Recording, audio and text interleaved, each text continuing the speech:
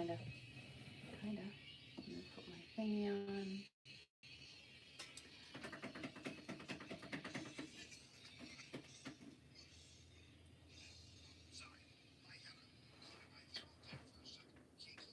That's disgusting.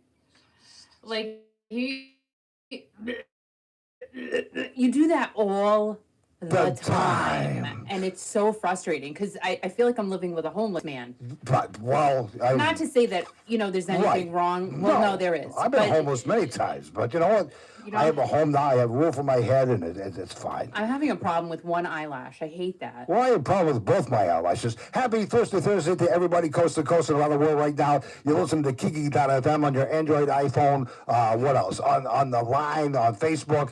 In your car, on your boat? On your car, you can have a Bluetooth, and you can have a bad tooth or some type of tooth. Or you might even have a cavity. You can listen to Kiki.fm. If you have Alexa, you say, Alexa, enable Kiki.fm, and she'll talk back to you. Wow, you are just Mr. Crazy tonight. You're talking so fast. What's wrong with you? I feel like I'm back in my top 40 days when I used to talk fast on the radio. Well, stop. I'll calm down because now not we're playing like some that. beautiful music. Don't do that. Why? So I would just like to say cheers to all of our friends and family, whoever's listening, and my Kiki.fm glass with my Prosecco in it. Really? How's it taste? Good?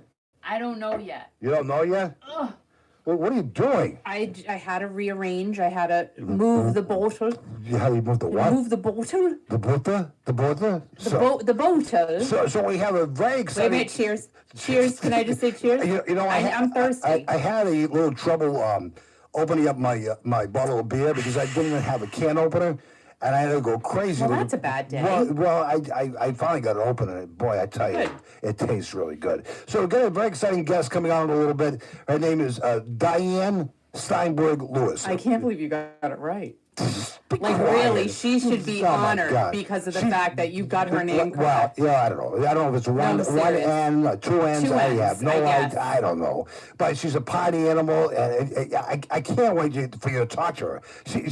I love this girl. I mean, she's crazy. I mean, I feel like we're related. Don't you think? Don't you think she's like my sister or something? Oh, gosh. Right? I mean, right. Sure. She seems like a real sweetheart, so I can't wait to talk to her. Hi, Roberta. Hi, Mark. Hi, Mary. Oh, my God. Cheers to all of you. Anybody who's listening to the radio program for the first time, we have retired rocking Roberta right here, drinking up a storm already. Oh, yeah, girl. You drink it. And Mary's been up since... I don't know what hour this morning, like 5:30. That's Mary Mendoza. Mary Mendoza. This is another Mary. Oh, this is another Mary? Mary Hassel.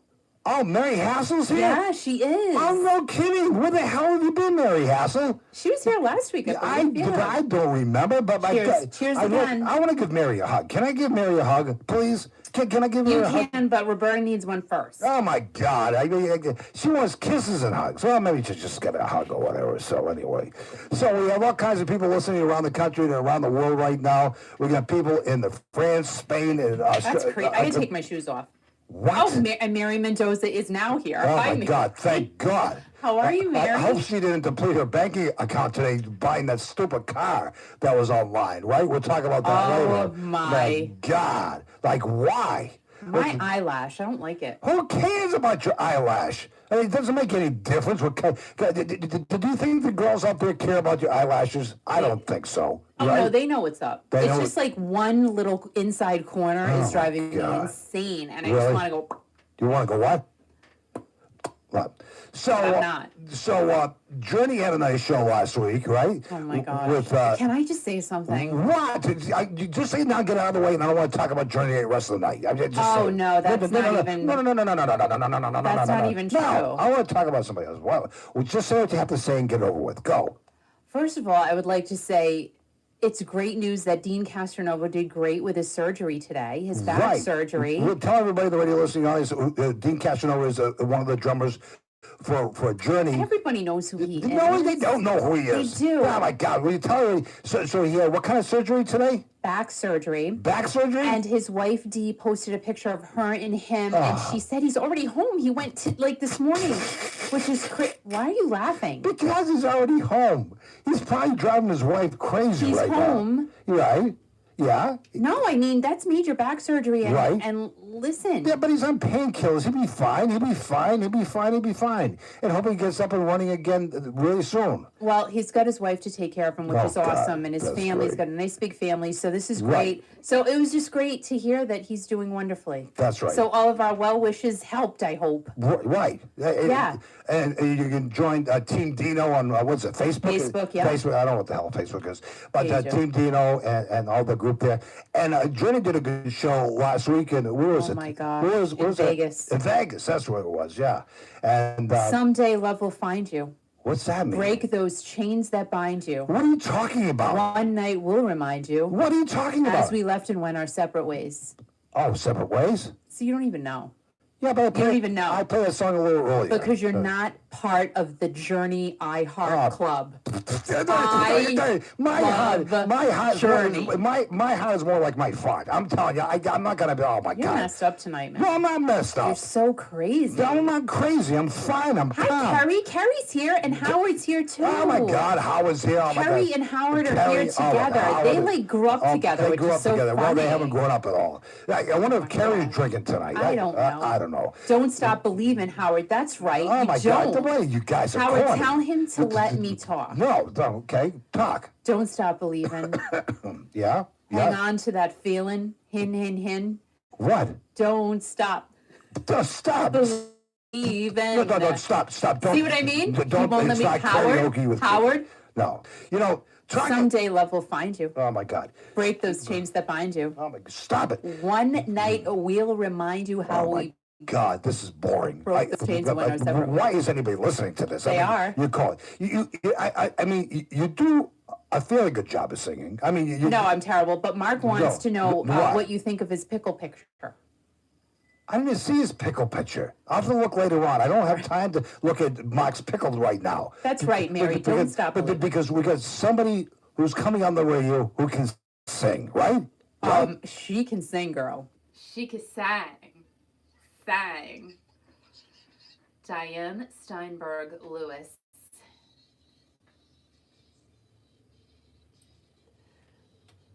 All right, so now I have to see if she's coming up next. Whoa, I almost knocked my microphone over. Oh, yes, she is coming on next. So, guys, just to let you know, I'm like hurting things. Hi, Chris. So right now, right after the song, we're going to be speaking to Dianne Steinberg Lewis. She was Lucy in the Sgt. Pepper's Lonely Hearts Club Band movie. She worked with Peter Frampton. She worked with Aerosmith, the Bee Gees, Steve Martin, the late George Burns, all kinds of people. Her husband is the guitarist for the Steve Miller Band, Kenny Lee Lewis. So it's going to be good, guys. Just hang tight. We're going to talk to her in just a minute.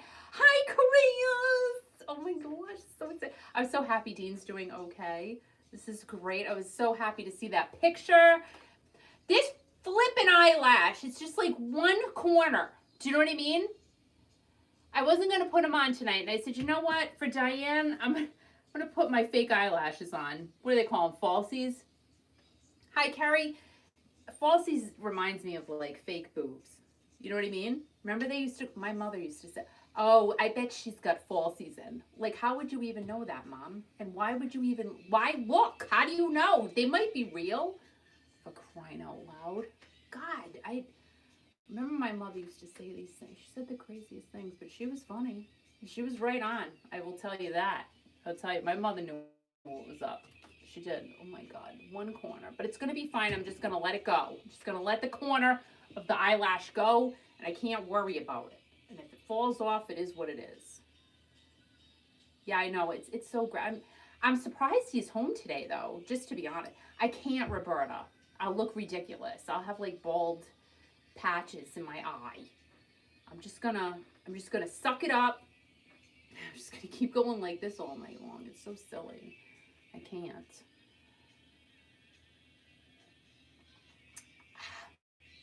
Okay, get ready for a fun interview. Can you believe she's nervous? Like, why would you be nervous? Who would be nervous talking to me? My God, that's crazy. Don't be nervous. It's fun.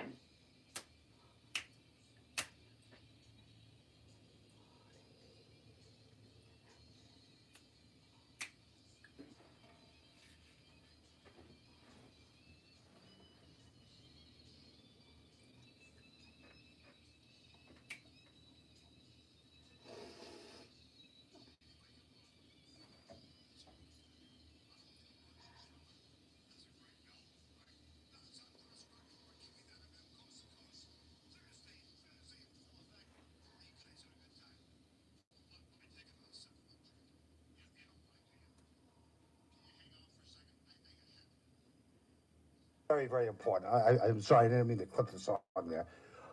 Mm, that's good. Take it away, Kiki. Her mom was a radio pioneer as well as a civil activist and one of the first female disc jockeys in the United States, which totally got me jazzed up. She played Lucy in the star-filled 1978 film Sgt. Pepper's Lonely Hearts Club Band, and she performed alongside the amazing Peter Frampton, the Bee Gees, Aerosmith, and that is literally just to name a few. She went on to marry the love of her life, who also happens to just be the guitarist for the Steve Miller Band. Guys, we have Dianne Steinberg Lewis in the house. Hey, Dianne. Is this the fabulous Kiki.fm Kiki Thirsty Thursday chick?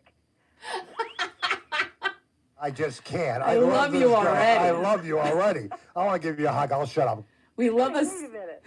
We love us some Dianne. Kiki, are you sitting there with a cocktail? I heard Al saying he was. I am. I have my Prosecco. Oh, damn. Okay. What do you have? I'm ready to go, darling. Do you have a margarita? Pardon me? Do you have a margarita? How do you know I have a margarita? Do you really? I do. No, you don't. I do. I'm a witch. That's why. I should have my Prosecco, but hey, it's Thirsty Thursday, and you can have anything you want, right? That is right, Dianne. Hey there, girl. You know what? I just have to say thank you so much for hanging out with all of us tonight. This is so exciting. But I'm sorry, Dianne, I do have to talk about your mom because this totally, I mean, as I'm reading about her, I'm like, oh my, I mean, she has my heart. Now, whenever you told me your mother was a radio pioneer, a radio station owner, and again, when I went researching about her, I was just totally blown away. Martha Jean, the Queen Steinberg, was inducted into both the Black Radio Hall of Fame as well as the Rock and Roll Hall of Fame. So I am guessing, just a hunch, you listened to a little bit of everything while you were growing up. You know what? When I was in high school, well, let's see, let's go back a bit, because my mom was in radio in 1953, WDIA in Memphis, Tennessee, and that's the same place that B.B. King started. Oh, my gosh. And so, in fact, Nat D. Williams, who was the first black guy on it was a white radio station in Memphis, but they were having like classical music in the afternoon and the crop reports and all of that. The crop reports, oh my. And so just on a lark, Bert Ferguson talked to Christine Spindell, his girl Friday, as they were going on a kind of, you know how you have the NAM convention? It was kind of a radio convention. And he says, look, I'm gonna make a change. And this is like Memphis, 1953, you know? Yeah. Actually, sorry, that's when my mom got started. 1945, I think it was, because it was right at the time of Truman. And he said, I'm going to make a change here. And it was risky. Yeah. And Kenny and I had a chance to interview Christine Spindell, who was like their girl Friday, you know, the one that did everything. Yeah. We're at the radio stations now. Like, you got Al there. Are you running your own board and stuff? No, he does it. So he does it for you. But I used to. Okay. I used to do it, though. I did. Well, okay. At other stations I worked at, I ran my own board, and I did all of that stuff. But now I got him doing that, but I do other things, too. Right. So, you know, when my mom started, you had a guy, engineer in there, and everybody picked the record. You know, so I've got pictures of all that stuff I'll send you later. But they made that daring change to put Nat D. Williams on the radio station. And I said, well, weren't you guys scared? And he says, yeah, you know, we had the kind of Ku Klux Klan bunch out there, a minded bunch out there, and they were saying that the other owner of the station would just be turning in his grave. And the first person that came there to audition was B.B. King. Oh, my God. And he came in from the rain because somebody said, hey, man, Memphis, Tennessee, they're gonna have some colored folks on there. And he went, well, I'm going. And he took his guitar, walked in the rain, got there with Lucille, And they said, well, what do you do? He says, I play the guitar. And they said, show us what you can do. And so they set it up for him, and he played. And next thing you know, he was on the radio. Come on. And, yeah, and one of his sponsors was Pepticon. Pepticon. You know, so Wow. I think they changed Pepticon to what's the other con that turns your stomach? Although we probably know quite a few of them. But what is medicine? I don't know. I like Pepto-Bismol. I like that. There you go. It would have been Pepto-Bismol in those days. And so he got so popular that he ended up going to Paris, France. And they didn't know he was gone. They said, when you coming back? He says, hey, I'm in Paris right now. So, you know, there's a lot of historic things that happen in Memphis, Tennessee, and we can get into so many aspects of that in our discussion. But it's all exciting. It's very something I'm very proud of. Absolutely. Absolutely. No, yeah, you know, for women especially, because my mom, they wanted to give her a cooking show, and I think she did it for a minute, and she just went, look, I can't cook. I'm not doing it. They said, so you better, you know, you guys got to come up with something else. And she always described it, Kiki, as being in a male-dominated industry as it was. Yeah. She said, when you are a woman in radio, you have to think like a man, act like a lady, but you got to work like a dog. You know, so that sums it up. So that is perfect. But now, back in the day, though, did your mom tell you, how did she get that? How did she get those 3 traits? How did she figure that out? My grandmother said that my mom was raised, and she always wanted to take care of the little puppies and the animals and the birds and everything. You know, she really wanted to be a nurse. But while she was growing up, she was around a lot of the elderly ladies in the neighborhood. So she was an old soul. Okay. And then she began to watch her mother have to work very hard when she said that her father jumped in. There were some policemen in Memphis in her neighborhood who jumped on a man, and her father was coming back from work, and he jumped in the middle of it to save that man, and they ended up sending him to jail. Oh. And she watched her mother take control, take command, and go down to the polls. She was always very community-minded, and what she saw from her parents, she always wanted to help the underdog. She was always the one to jump in the middle of things. Yeah. And if you told her no, that she couldn't accomplish something, she said that had nothing to do with her. I love her. Really. I mean, that is so me. Yeah. You can't do it. Yeah, you can. You can do it.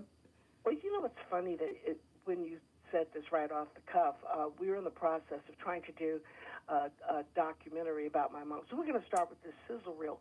But when they first got interested, they were covering. You remember that hat that Aretha Franklin wore in the inauguration? It had a big bow on it. Yes. Well, the guy that did that was Luke Song, and that was Mr. Song's millinery. So my mother knew the father and the mother. She would come off the station, you know, after you've hyped yourself up and talked to everybody, you just get in your car, you just want to drive around and like, I remember her saying, turn off that radio, you know. We wanted to hear music, and she, you know, so she would just drive around and go window shopping. And so she came across this millinery, and so she met Luke Song's parents, and just would go in there and buy things.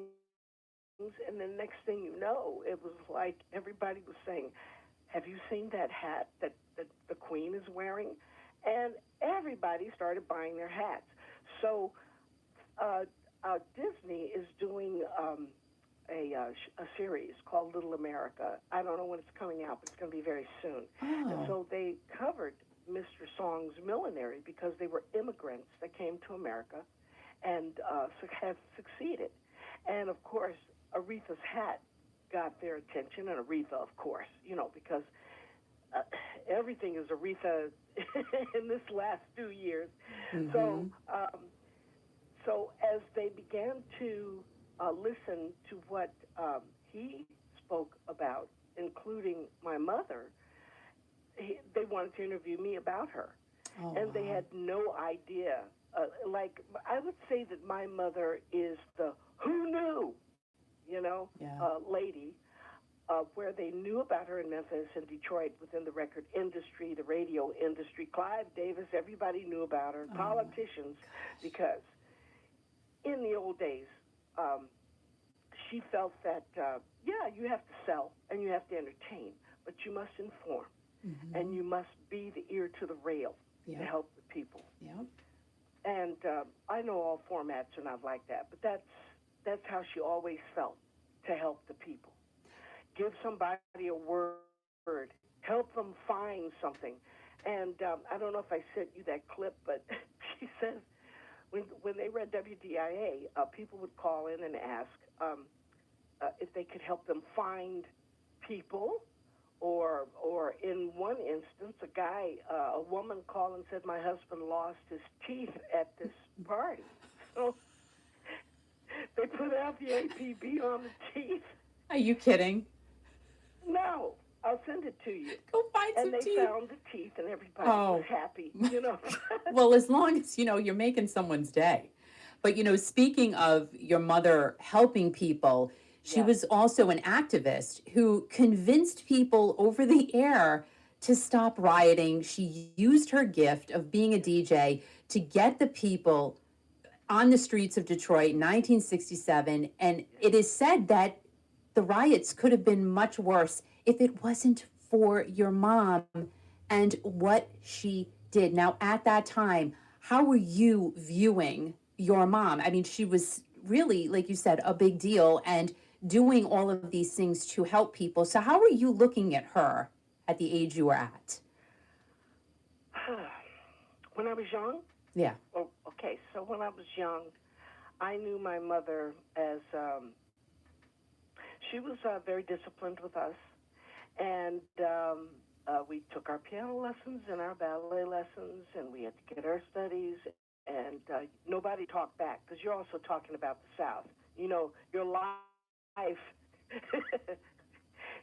isn't, if you do that, you're in trouble.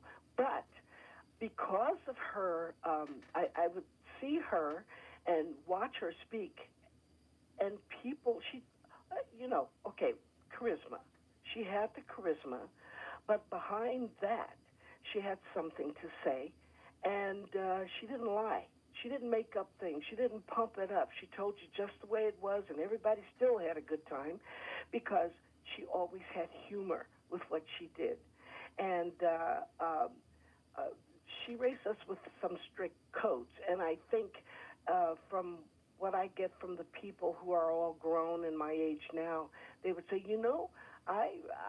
your mother raised me. Wow.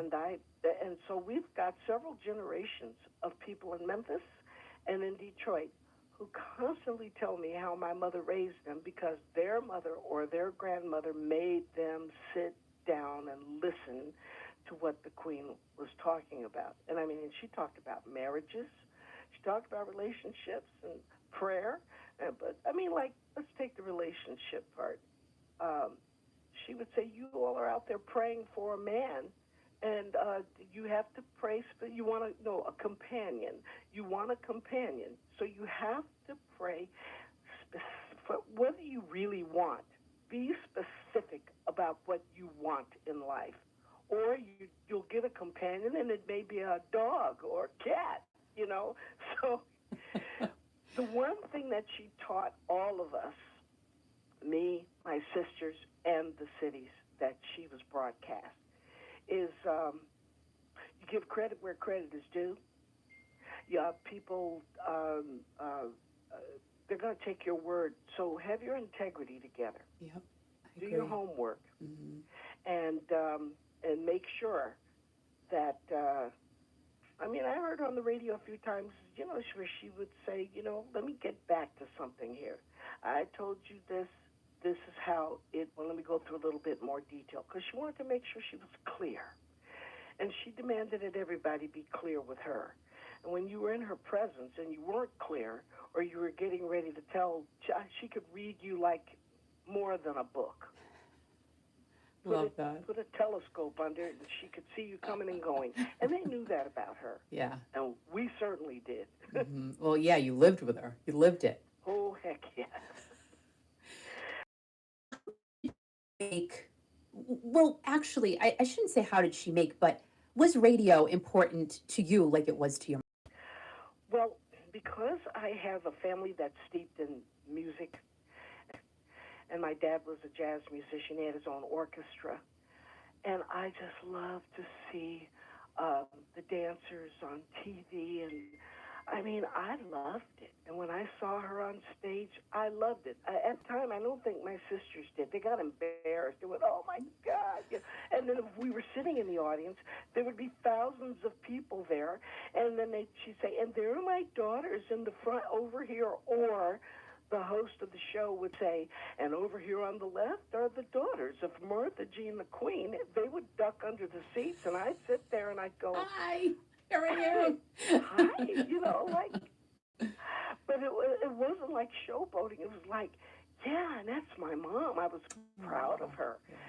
So I would say that it influenced me where it's just part of my DNA.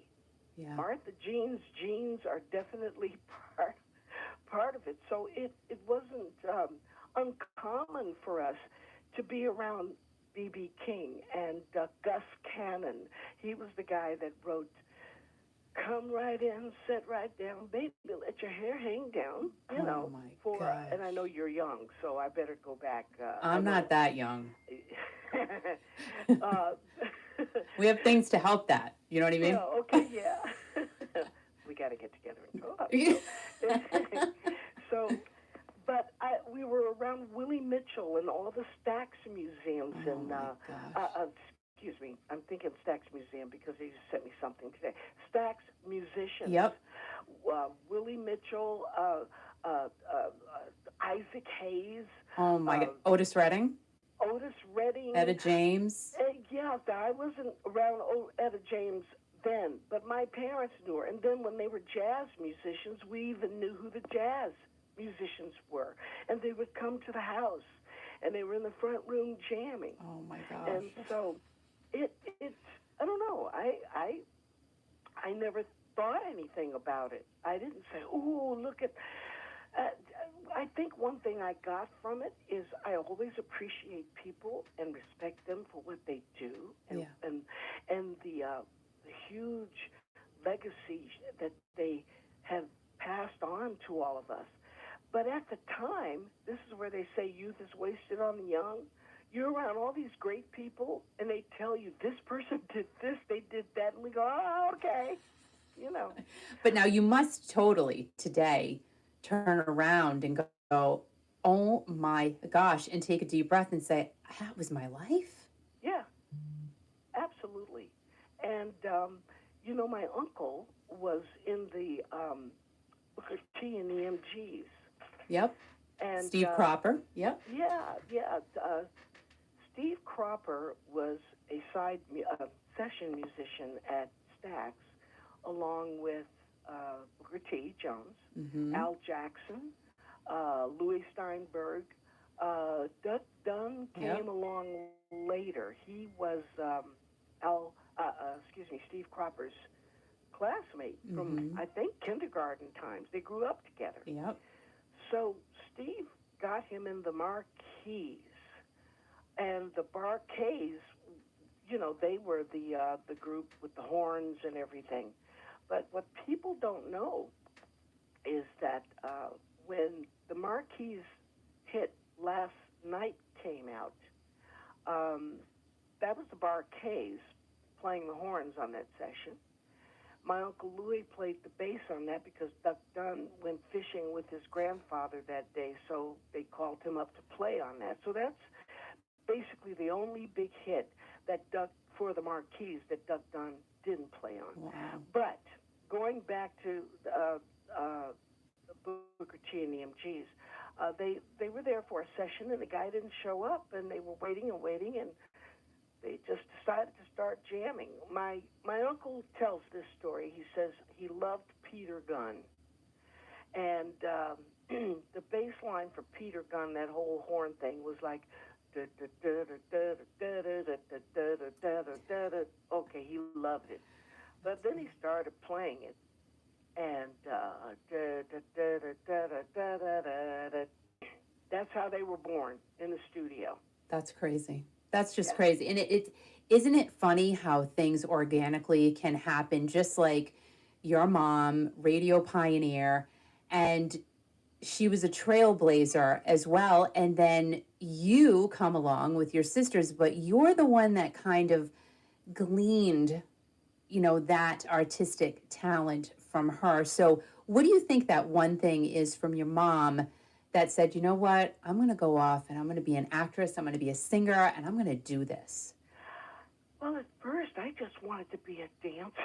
Really? Look, when things come easy to you, like piano, I started playing when I was 5.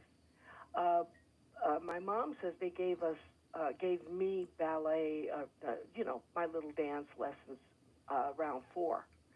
So it was just all, you were just expected to do it, and you never, it was a flow. It's just, I don't know,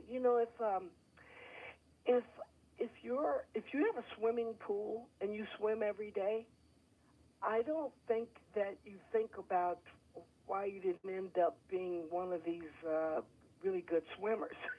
Yeah. Yeah. Music was every day. It was,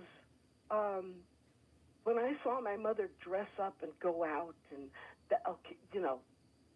that certainly captured my imagination. Because I used to love Loretta Young. She'd go down those stairs, with the whirling for 12 years. It was a mission school. But yeah, there you go, right there. So Sister Mary Evangelise, as soon as I got in first grade, I was, my piano lessons were already started at 5. So she took me over, and that was it. Wow. And then you hear the music every day. But I think what's really wonderful about being in my family is that Dad played jazz. In fact, my Uncle Louis wanted to be a trumpet player like my dad, so he started in trumpet first. And until my dad came back one day, because his bass player took a gig with someone else, and he just got tired of it.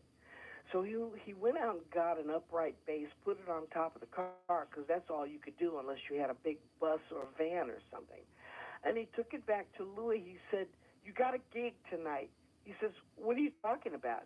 He says, "You're going to play this bass." He says, "I don't know what to do with this." He says, "Just go up and down the neck until you find a note that works, but we're gigging tonight." And that's how Louis got started. And there were 15 kids. So he was the youngest son. And he said, "I used to listen to my brothers in the front room, and it sounded so good to me, and I used to say to myself, I got to get me some of that." I mean, so I think that kind of says it for me. Yeah. It sounds good. You're going to get some of that. I mean, I just got it, Sometimes you feel like when you've been kind of spoiled, you better learn how to get your passion together and work harder at it. Yeah, and you got it. In 1978, Sgt. Pepper's Lonely Hearts Club Band movie, that was released, and you were Lucy. You were Lucy in the Sky with Diamonds from the original Beatles song. You're Lucy in the movie. Tell us about how you found out about the audition, and what was your competition like for that role? So this will be the first time you're hearing this, right? Yeah. Okay, so here we go. All right. You ready, Al? All right. Yes, I'm always ready. Go ahead, girl. Okay, I got to turn up the recorder. Go ahead. It's a news flash. So I had a first album at Atlantic Records, and And I did that while I was teaching high school in Battle Creek, Michigan. I was teaching choir, music, and choreography and all that stuff. So you were a teacher before you got that role? Yes. Wow. And it was during that time that I learned how to even play some other keyboard stylings because of some of the students who were in my class. They were just amazing. I will always remember and love Vera Wardlow for that, because we had a group of kids that met in the afternoon at lunchtime. Everybody comes to the choir room, So, and these kids were from different churches, and I didn't know how to play gospel music with my classical background. I knew a little jazz, but I never played bebop. And so, I know the story. It kind of folds over into itself to leads to where I'm going here. So be patient with me. I'm being patient. We're all being patient. So what I learned when I was teaching from the classical piano, gospel piano accompanying, going to Europe with them, having to choreograph with them, everything that I ever wanted to do, dance, sing, direct, And then when I decided to go for my second album, I was by then in Los Angeles, and I finished it, and I was at ABC Records with Otis Smith, and there was a guy by the name of Charlie Minor. Write that name down because there's a story about him too, but I won't go into that. I'm writing it down. Charlie Minor was, I think, head of A&R at the time, and he came in and he looked at my album cover, and I don't know if you have that album in front of you or whatever, but on the front is the Universal Child album, and on the inside is a very provocative picture of me, done by Buddy Rosenberg. So he looked at the picture, and he said, why don't you come in the office? Oh, jeez. That's how it all starts, right? So I'm standing there.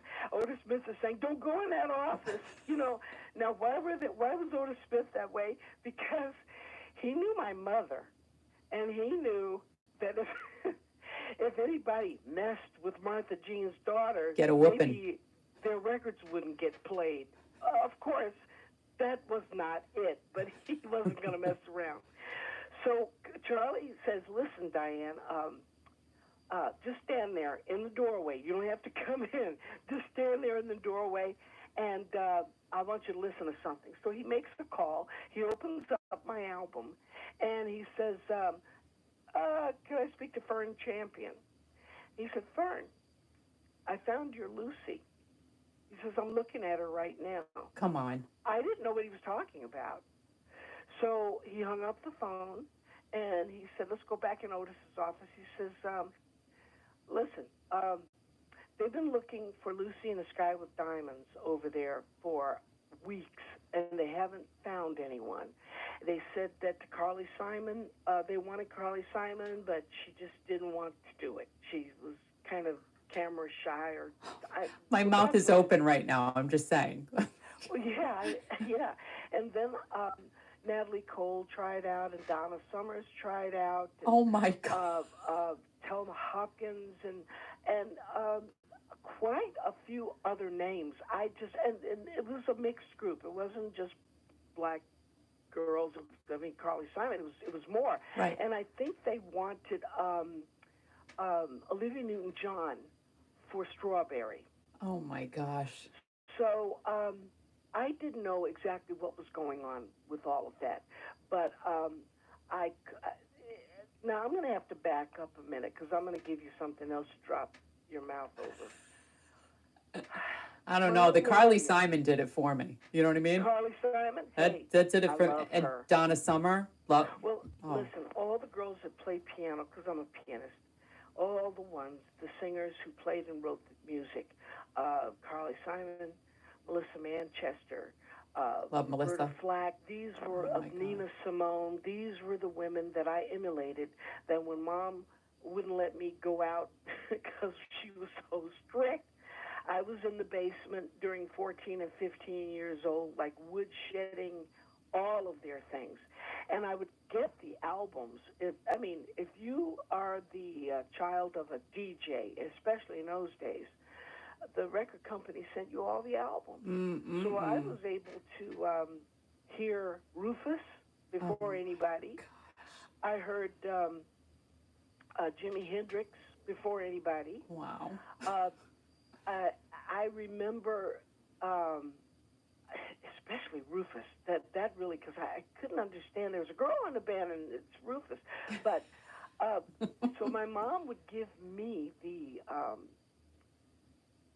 She wanted me to audition the records. She'd go, listen to them and tell me which ones you like. So I would listen to them, Mom, you got to listen to this one, I had a couple of bombs, but then she took me, she said, forget about it after that. But so I was able to cut my teeth on songs, an artist who no one heard of for a very long time.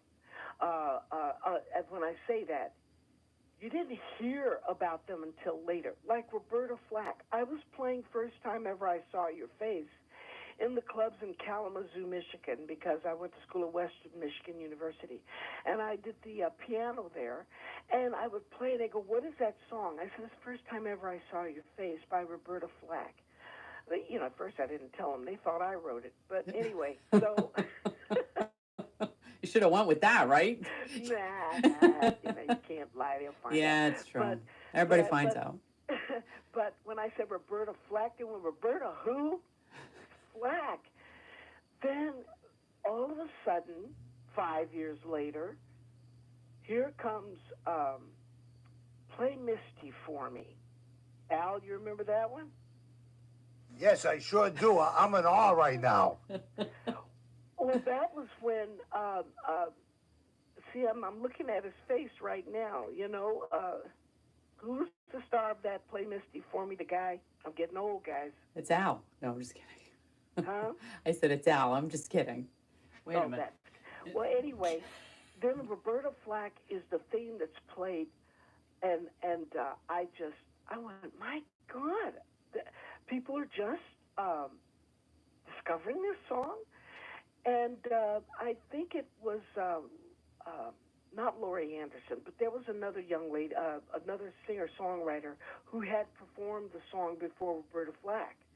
But, so anyway, let's get back to Sgt. Pepper. I finished before I was even finished with the album, I asked a friend of mine who had done the album cover with me. And her name was Siri, and I love her. I haven't seen her in years. In fact, I haven't seen her since we had this conversation, but I'm sending her all the love, because if she hadn't said to me what she said, I would not have even gone for Sgt. Pepper's, because I told my manager, Dick Broder, I said, I don't want to be in any movie with rock stars who cannot act. So he didn't tell me about Sgt. Pepper. But then when I spoke to Siri, she said, oh, there's this movie, Sgt. Pepper, with, I think it's going to be Peter Frampton and the Bee Gees. And I went, really? Well, when is that? And she said, oh, they're casting for it now. Now, this is prior to me meeting Charlie Miner. Oh, my gosh. And I said to him, to her, I said, well, I think I'll try out for it. And she says, well, you're not going to get it. And I said, and why is that? She said, because my friend Donna Summers is trying out for it. You're not going to get it. So she made me mad. And you turned into your mom. Well, she says, I'm not going to do it. Oh, honey, I just went, Siri, I'll call you back. So I called Broder, and I said, how come you didn't tell me about this movie? He said, because you said you didn't want to act with any rock. I said, well, this is different. So he says, okay, well, let's move forward on it and see what we can do. Come to find out, after Charlie Miner called Fern Champion, she or somebody in the casting had gone to school with Dick Broder. So listen, I just look at it all as a blessing. You start something, if you're willing to go for something and don't put limitations on it, and you just go for it, everything opens up. It all falls into place. And let's face it, Siri made you mad. Oh, what'd you say? Siri made you mad. Yeah, she made me mad. And then my mother actually said to me, doesn't seem like you get moving on anything until somebody makes you mad. You have to prove a point. Now, that's good, but sometimes you need to just jump off a diving board, whether anybody makes you mad or not. It's true. It's all up to where are you? What is it that you want? And she put out a spoken word record, and one of the cuts on that record was, do you really want to make it?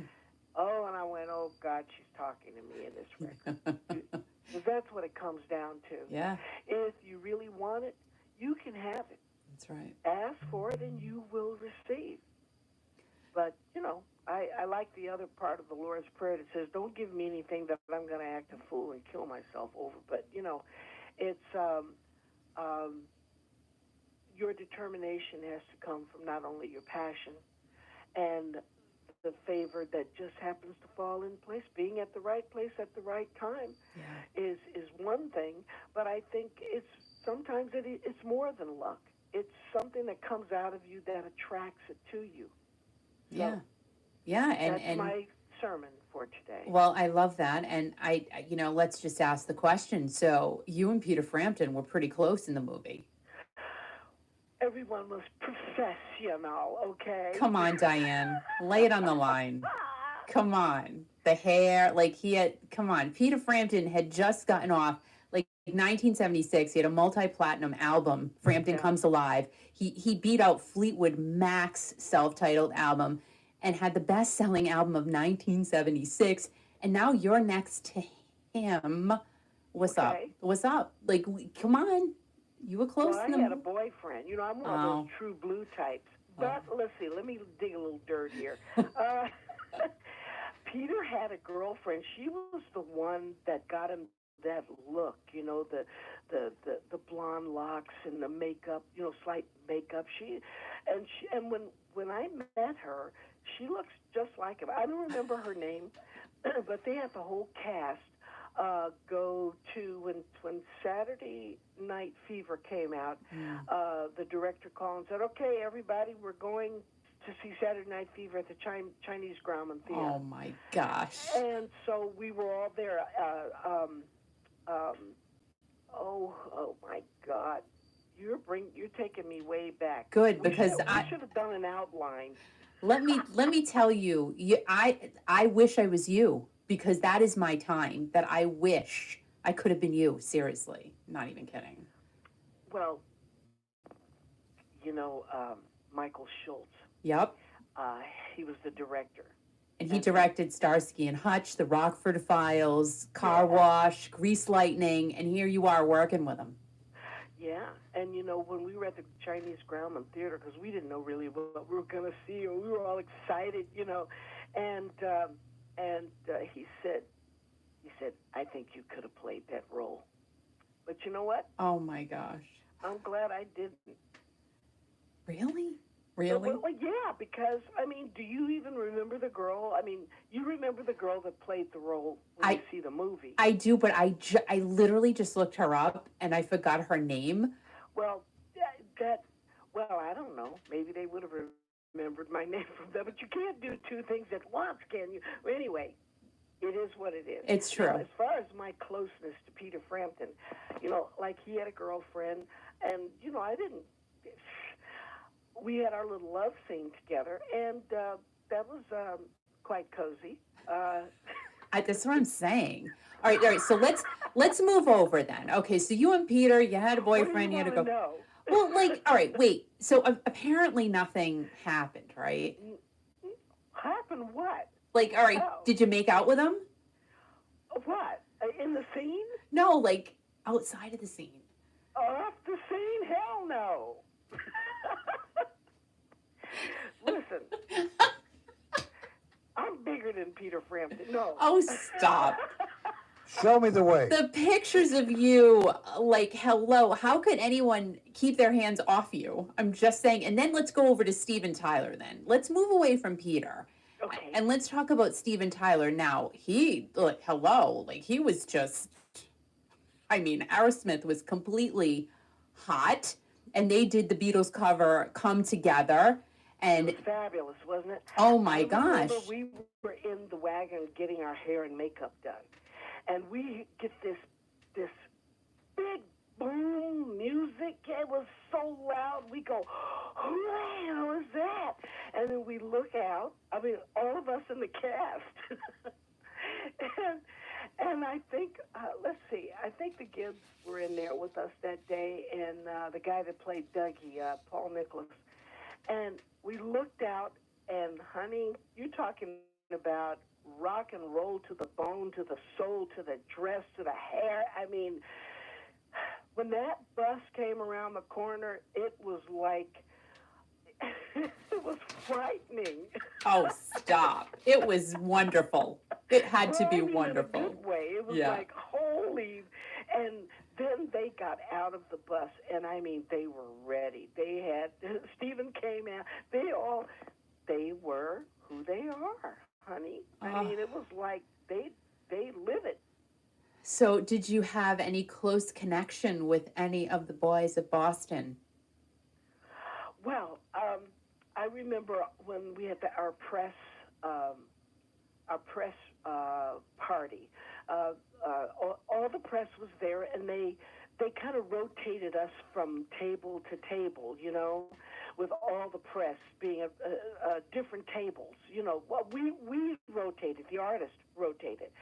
So, but right before that started, and this was in New York, and right before that started, they all came in, and we were taking pictures.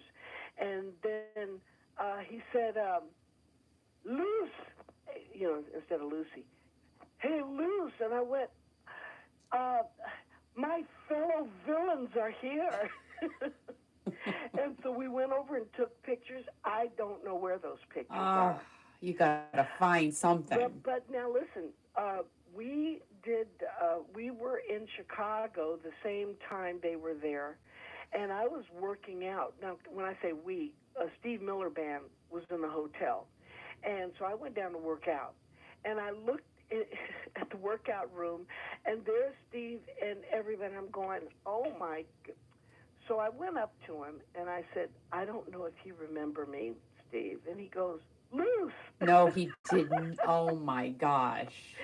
You know, because after Sgt. Pepper, Kenny's bands were starting to take off, you know.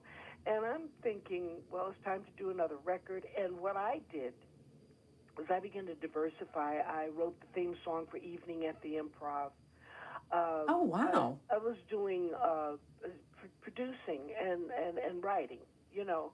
And we did a few TV shows and some songs for movies and things like that. Natalie Cole, Cleo Lane, who was one of my jazz favorites, covered some of my songs. And so that's where I was going, you know, like doing commercials. I even did some radio commercials for my mother's station and voiceovers and things like that. It was just me doing it for Mom. I never took it real serious, but it was. I always feel that whatever you do, see how many ways, other channels of yourself you can go into. Yeah. And I wanted Kenny's band to really make it, you know. And Sgt. Pepper came out late, and then I almost feel like it was almost a year later that we finally went and maybe it was 9 months that we finally went to New York and Cinerama Dome here in L.A. New York, we went to Studio 54 for the party. Oh. But we were at Radio City Music Hall when we walked out. And you know, Alice Cooper, everybody, we just all got along. Yeah. You know. Did you get along with Cheryl, Alice Cooper's wife? Oh my gosh, yeah, they've been together over 40 years. Forever. And he's doing marvelous things. Cheryl and Alice have done, whenever they perform, they make sure that they are doing things with children and programs for developing their artistry. I mean, it's and then she is working with lots of dancers, and they post what they're doing. I'm so proud of them. Yeah, they constantly give back. Constantly. Yeah. Constantly. So I don't know if I answered any of your questions. It's fine, and you know what? It's fine. It's fine, but we're not done yet. I'm just saying. Okay, But I'll tell you this. Where's Kenny? Okay, all right. I'll just tell you. all right, good. Is Al listening? Probably. Okay. No, not at all. Go ahead. I'm not listening. Go ahead. You know that bit that when Peter Frampton and I are on the revolving Yeah. record. Yeah. Well, first they started out with the revolving record, and it's hard. No, it started as a waterbed, right? So I get him to sign the contract. Okay. So then, we're supposed to start making out after you sign the contract, whatever.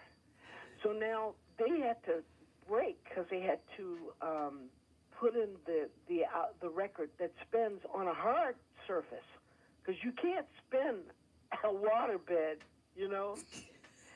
So the thing is starting to rotate, and the centrifugal force, I'm the only one on it because Peter didn't get back on there yet. And it starts going faster and faster, and I'm starting to come off that thing. And a guy tries to catch me, one of the crew guys. He tries to catch me, but as he's reaching out for me, his hand goes right in my face, just a big fist. I didn't swell up or anything. Are you kidding? These things happen on sets, but so that we got everything to calm down, and now Peter and I are there again, and they want. I don't know if I should tell you this, but I think anyway, you need to. They want us to start with the kissing, and you can do the Hollywood kiss. You do what you need to do. After you go so long, things start to slip here and there, So it was very nice. So afterwards, I said to Peter, it was so nice working with you. That was really good. And you kiss very well. Is that enough for you? I knew I don't it. want to tell you anymore. Oh, there's more. I knew. You know what, Dianne? Listen, you can't. There's not more. We did not do anything. After that, it was like, that was it. I got a ride in the limousine, dropped me off at my apartment, and that was it. All right, I'll take it. I'll take that. This is a family show. I'll go away. It's a family show. No, it's not. No, it's not. All right. That's it. All right, now wait. Will we just let's move on to though. And he does kiss very well. Do you see what I'm saying? Of course. I knew it. Okay, go on. Of course you kissed him. Listen, this is thirsty. Just one So, thirsty. It's your fault. Okay, I'm gonna have a sip now. Go for it. You go, girl. All right, I'm gonna have a sip too. We're gonna sip together. And I'll have a sip too. I'll tell you about a bottle right now. That's very, very good. Here's to a slip of the tongue. Okay. There you go. Oh. Dianne said it. You did Oh, not my say God. it. No, I mean it wasn't that much. I'm going to call Peter Frampton up right now. Al, would you go away? Go away. Oh my God, you got. Oh, I love it. Listen. Oh, honey, that is wonderful. Well, you know what? It was good, right? It was good.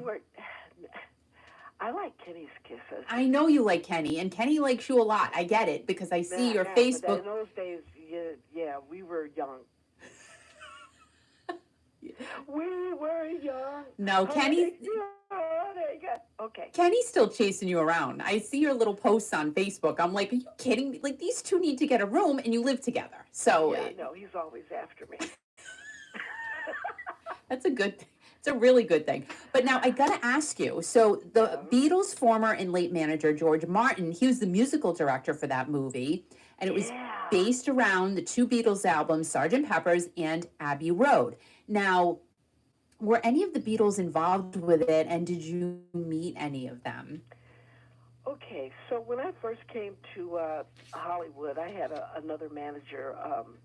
His last name was Wiener, and he was very good friends with Perry Botkin, who wrote "God Bless the Beast and the Children." Oh, wow. I think it was on the theme that they played for a long time for The Young and the Restless, right? Oh, my gosh. So they wanted to take me in the studio to redo this song, Just Call Me Angel in the Morning song. Oh, yes, Juice Newton. Well, we cut it, and I listened to it, and we went, nah. But anyway, so, but Perry Botkin had a party at his house, and so Michael Wiener said, "I want you to come over." And in fact, it was at Perry Botkin's first party that my mother went with me because she was managing me in those days with the record part of it. And I met Otis Smith, and then, of course, I told you about the ABC hookup after that. But the second party at Perry's was a party for Harry Nilsson. So Harry's walking around. I meet Stella Stevens, like all the ones I've seen on TV when I was growing up. Oh, my God, all that. So Perry Botkin gave a third party, and that one was for me, for Michael. And Harry Nilsson was there again. And there were lots of other stars. And me and this girl, another little starlet in the city that was coming up, and we're standing there, and out comes George Burns, and he goes, "Hello, girl." So we talked to him forever. We're having a great time asking him about Gracie and all the stuff. And then the door opens, and I look over my right shoulder, and I go, "Oh, there's a crowd coming in here." And they come over, and they head toward where we're talking with George.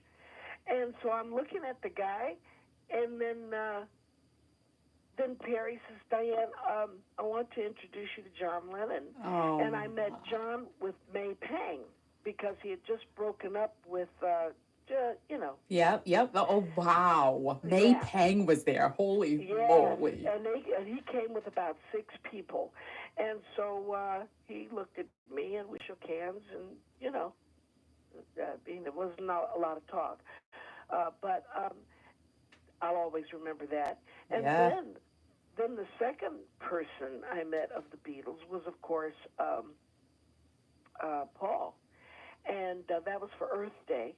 1993, Earth Day at the Hollywood Bowl, and we were all backstage because I forgot. It was for Earth Day. What am I? I'm losing it now. I'm not going to drink anymore. All right, here we go.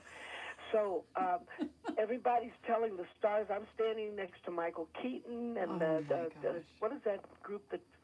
10,000 Maniacs or something like that. Yeah, Natalie Brickell, yeah. Right. And so, and then the Steve Miller Band is there, and then I see Katie Lang, and so the guy on the side, we're all waiting for a cue from backstage to go on stage, and then finally we get it. Nobody's moving. And then finally Paul's going, come on. So we all go on stage, and now this is many years after I've done Sgt. Pepper. Okay, and my daughter is back there and everything, So I'm walking out with Kenny and the Steve Miller Band, and Paul is right there, and he goes, "Hi, Dianne," and he gives me a big kiss. Are you kidding? No. But had you met him when you were doing the movie, or no? Well, he's good friends with Steve Miller, and he was in his trailer, So Steve might have talked to him and said, Dianne was inside. So he could have been all knowing, But still, that's so sweet. But I'll tell you, this is another thing. There were background singers we were all going to sing together on Hey Jude. In fact, if you go on CNN for Earth Day 1993, you'll see the clip I watched aired it that night, and you'll see me and Kenny back there with our mouths singing Hey Jude. Yep, I watched it. It was really cute. I'm like, oh my gosh, they're right behind Paul McCartney. There they are, right there. They're right there. Now listen, there was a background singer. It was you. A very renowned background singer who got all the background singers together who were going to sing on the side, okay? And so my friends, who were also musicians, they had been called to sing with the background singers. And I went, well, that'd be nice to do that with them. And they kept saying, come on, Dianne, come on and sing with us. And, I'm not one, if the conductor or whatever does not allow it, I'm not just going to run over there. And so I tried to get her attention, and she wouldn't look at me. And then somebody else tried to get her attention, and she wouldn't look at me. And I went, well, that's okay. Kenny said, don't worry about it. You're going out with us. And so I walked out with the Steve Miller Band, and there I was up there, and Paul was kissing and hugging me, and Ringo was Grinder and Katie Lang and God. So we my, had a good time. oh boy, did you have? Of course, that's like crazy. Well, yeah, but it's, you kind of go, okay, I better quit with this margarita. Is everybody out there having a good time on Thirsty Thursday?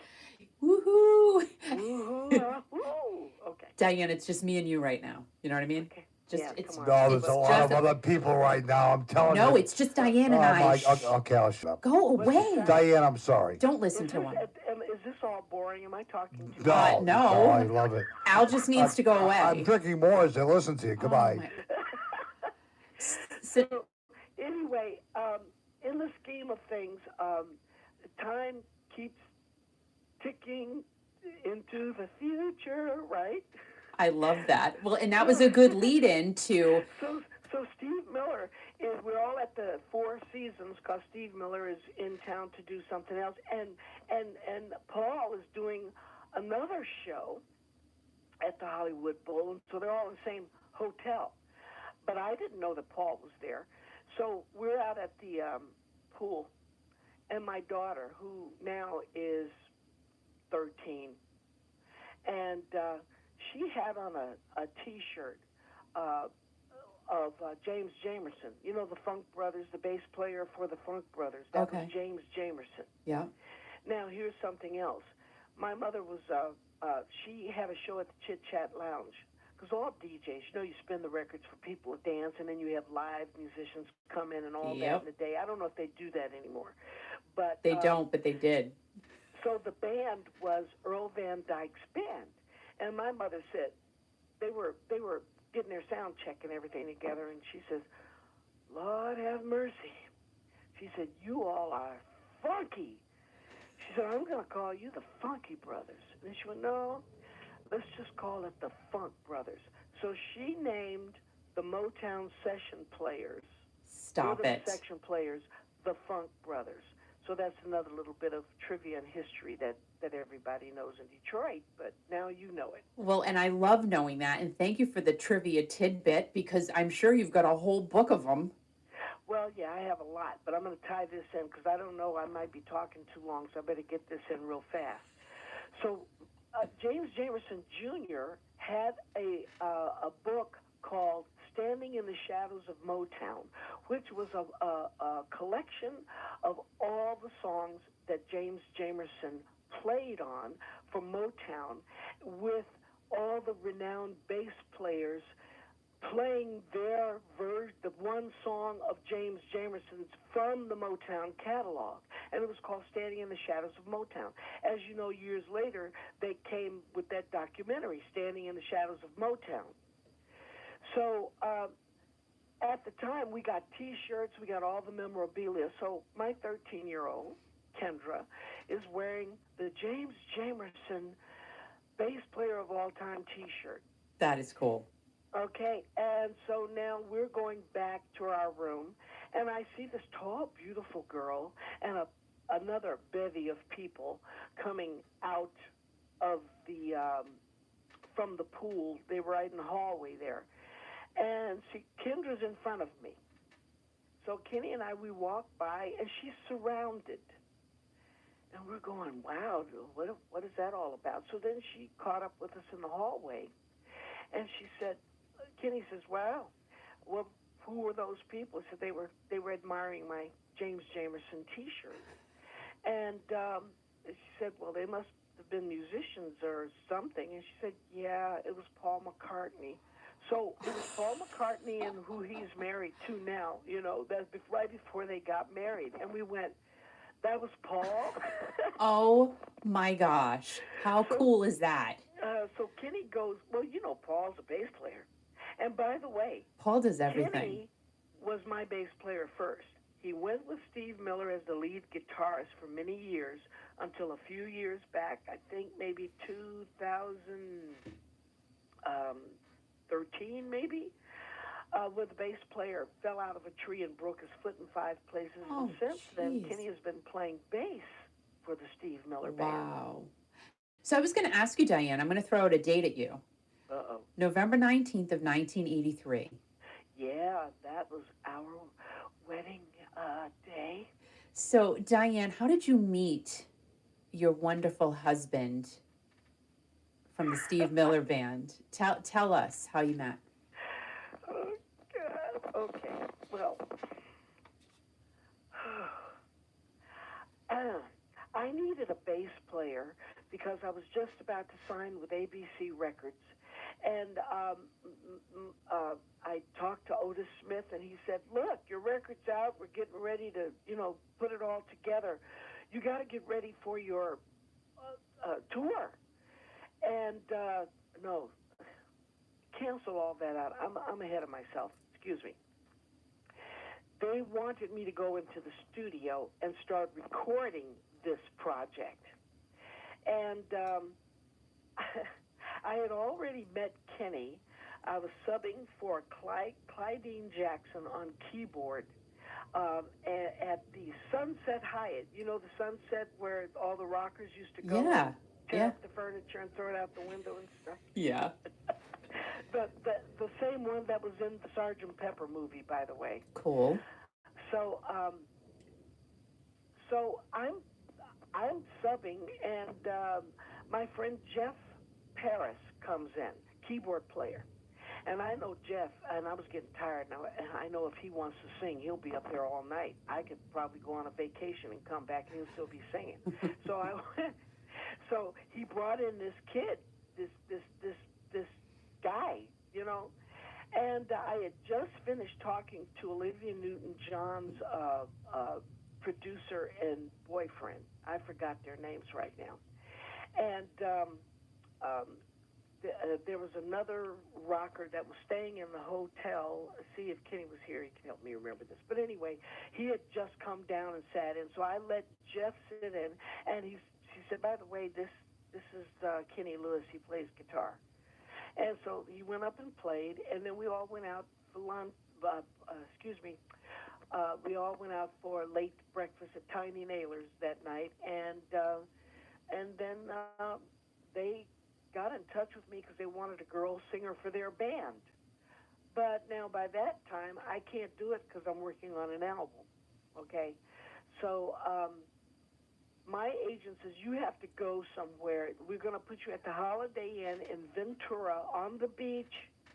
You're going to play, and you're going to finish writing the rest of your songs so we can get this thing released already.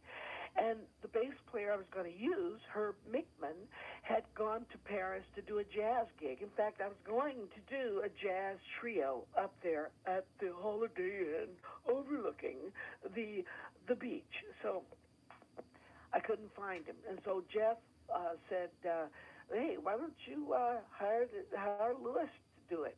And I just went, just as long as he can read, because I had lots of charts. And so Kenny, who had seen me at the Continental Hyatt House with my layered wig on and my long eyelashes and everything. See, when I took that stuff out, I look like the washerwoman. I have a babushka on and, jeans and, no makeup, because all that makeup stuff is for later, So he comes in, and he looks like he just came off a fishing boat. Now, he says he was dressed very well. We have different stories. You can ask him when when you interview him.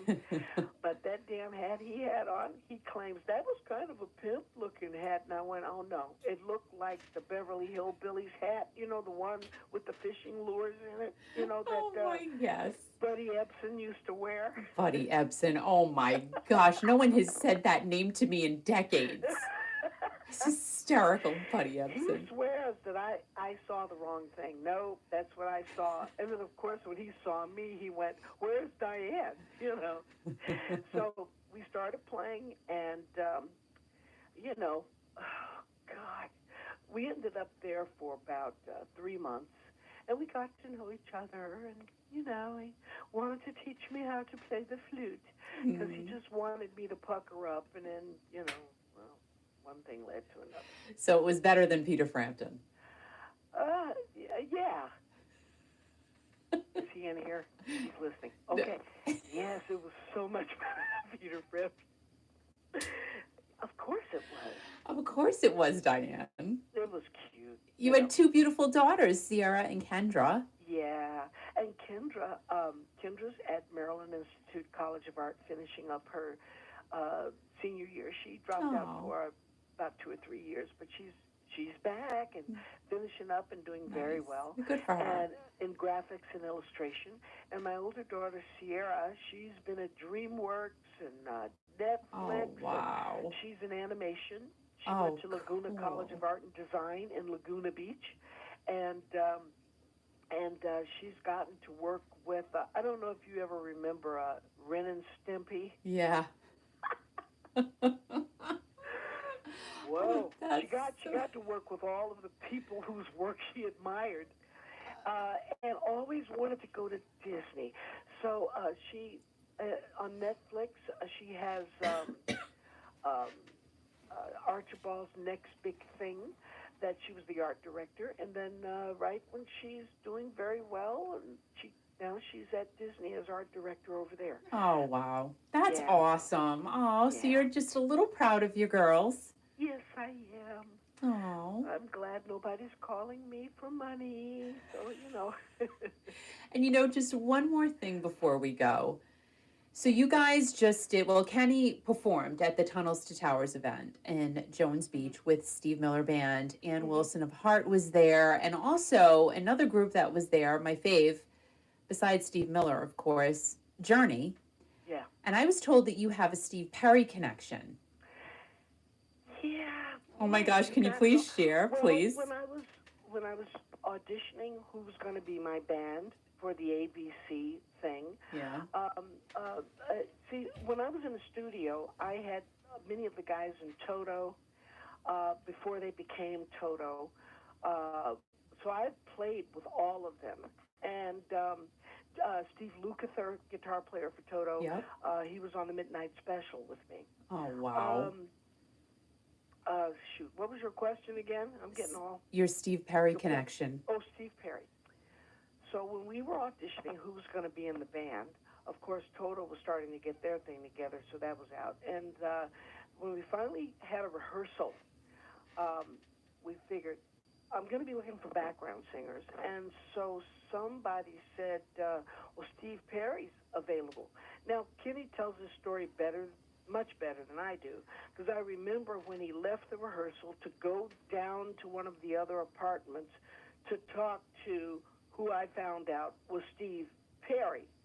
And Steve was not working at the time. He was getting very excited and was going to be my background singer. But then I got Sergeant Pepper.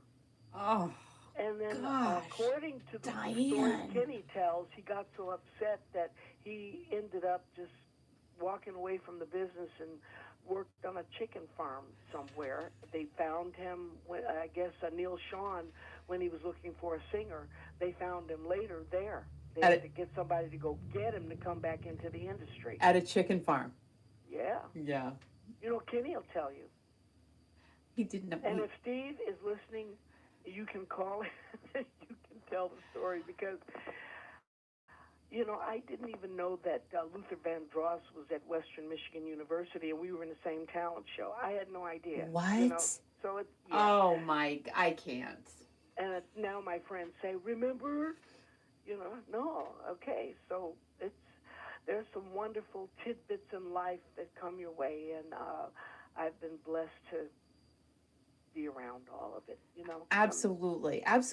And what is one of your most memorable reunions that you've had with one of your Sergeant Pepper's castmates? Memorable. Wow, memorable.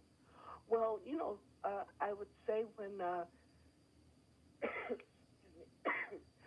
when Peter Frampton opened up for Steve Miller, that was nice, because he opened up for him 3 years in a row, so I saw him every year. Oh, and wow. Listen, we would just say, hey, how you doing, and move on,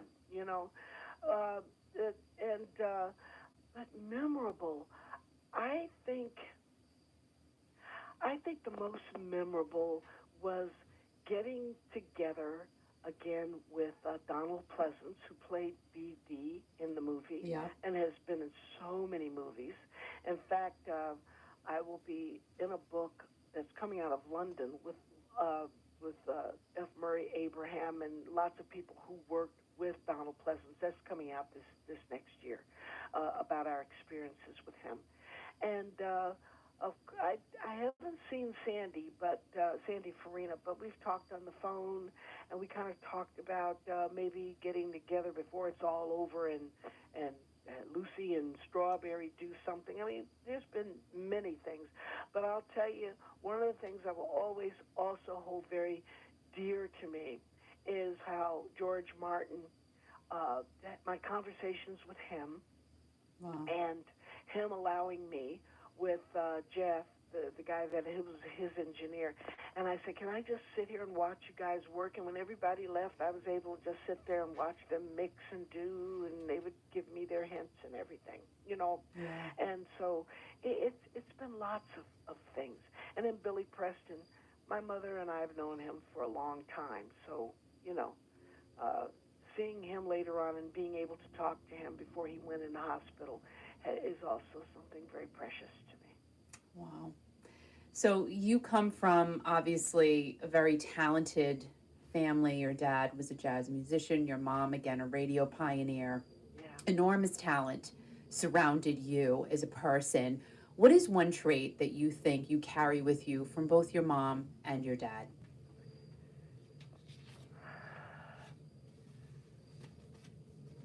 The innate gift that has just come to me just by way of listening. I don't know, you know, there's a phrase in the Bible, faith comes by hearing. Mm-hmm. And so when you hear and are around these things, like I said earlier in our interview today, it's something that's planted in you. And then the other part of what was my mother gave me is you don't keep this just for yourself. I find such joy in the students that I've taught, the adults that I've met that wanted to have a musical experience, and so I've been able to work with so many people through Cabaret 805 here at Cuesta College, and just to see so many that would otherwise have given up either hope for themselves or just not have anything, to give them music as something that could carry them through their hard times, or when they're down on themselves, or when they don't believe in themselves, or when they don't think they can do something.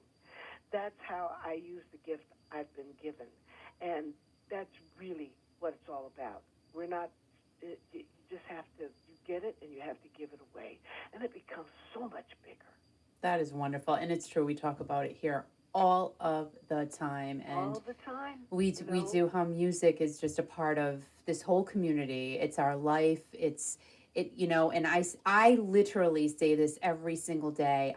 Music is a part of my life every single day. It doesn't matter what you listen to, what you like. As long as it uplifts you and it makes you happy, that's all that matters. And you know something?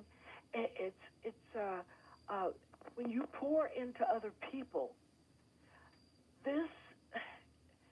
it's like the first shall be last and the last shall be first.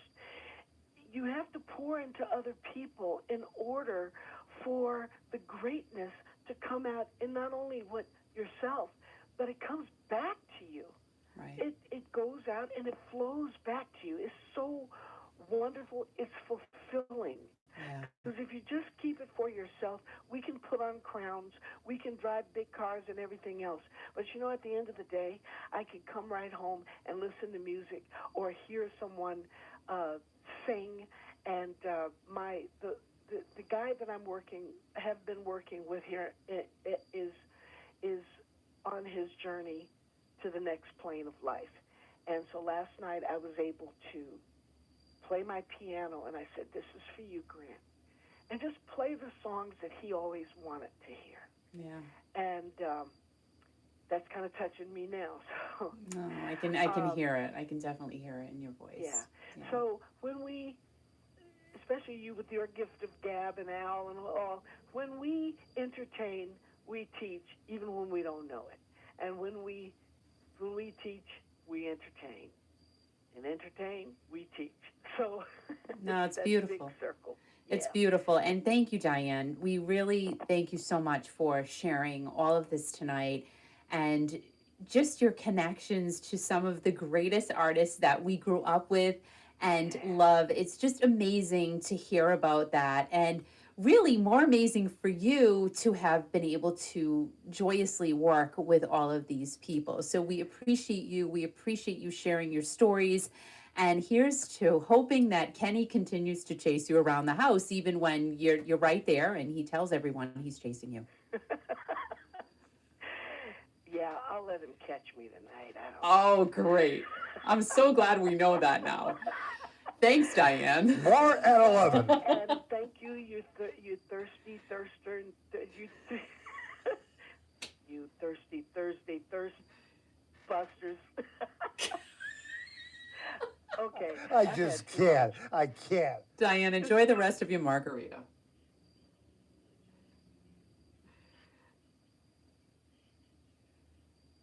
Thank you, Dianne. Have a great one. Bye.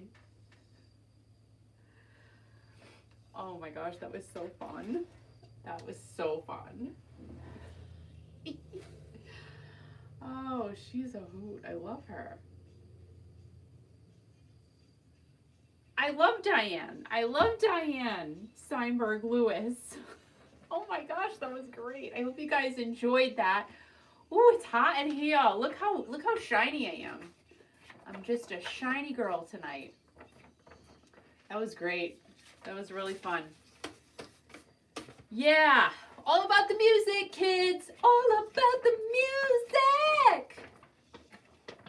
Right? It is. Whew. Hot. Happy Thirsty Thursday, Karen. How are you? Thank you for joining. Whew. You know, it goes from literally 40 degrees, which is what it was the other day, to my computer said it was 98 today. It was not 98, but it's pretty warm. It's muggy and warm. It's very mystifying. Just saying.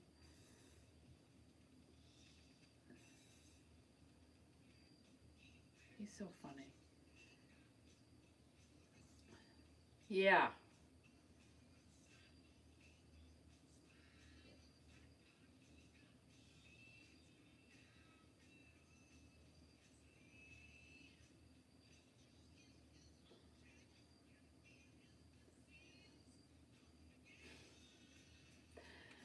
Right now, everybody, over me. Whew, I did not order a pizza tonight because I was talking to Dianne, and that would be very rude. Even though our friend Howard said I should eat a pizza tonight. No, he said I should eat an antipasto. But maybe that'll be next week, because I don't think I'm having an interview next week. Not on here, anyway. So, yeah, no eating tonight, even though I wanted to. I was actually, thinking about some fruit. I had Al get me some fruit a little while ago. So I'm like, oh, should I have some fruit? But it's almost 9 o'clock. I love my snacky wacky when I'm done with the show. You know what I mean? And I gotta be up again and be here tomorrow morning at 7 o'clock. In case you guys don't know, I've been doing a live Monday through Friday starting at 7 o'clock a.m.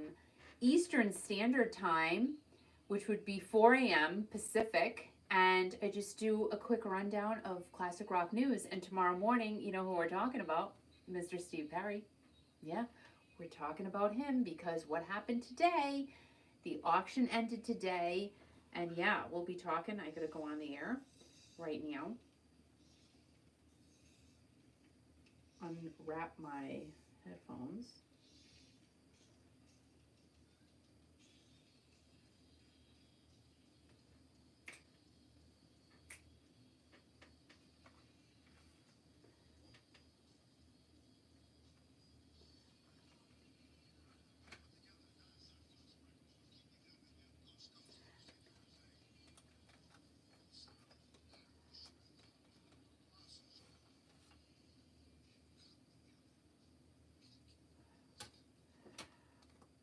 Are you being weird? Are you like trying to be all like nasty?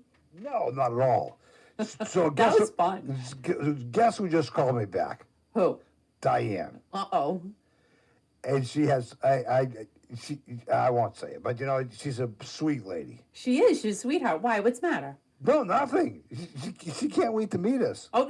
And I said, when we meet you, I'll find out if you and your husband got together tonight. Oh, God. Do we need to know that? Well, Thank you, Diane. She said she'd have another margarita, so it was great. So, but thank you for reaching out to us, and a great story. Just really, I mean, the story about a mother being a like pirate. I'm sorry. What? Like, I could talk to her about her mom all night long. We could talk to her all night long until midnight. Yeah, but but her mom was the first female DJ in the United States of America. That's amazing. The first black female to own a radio station here in the United States. Her mother. Mary Jean the Queen. It was great.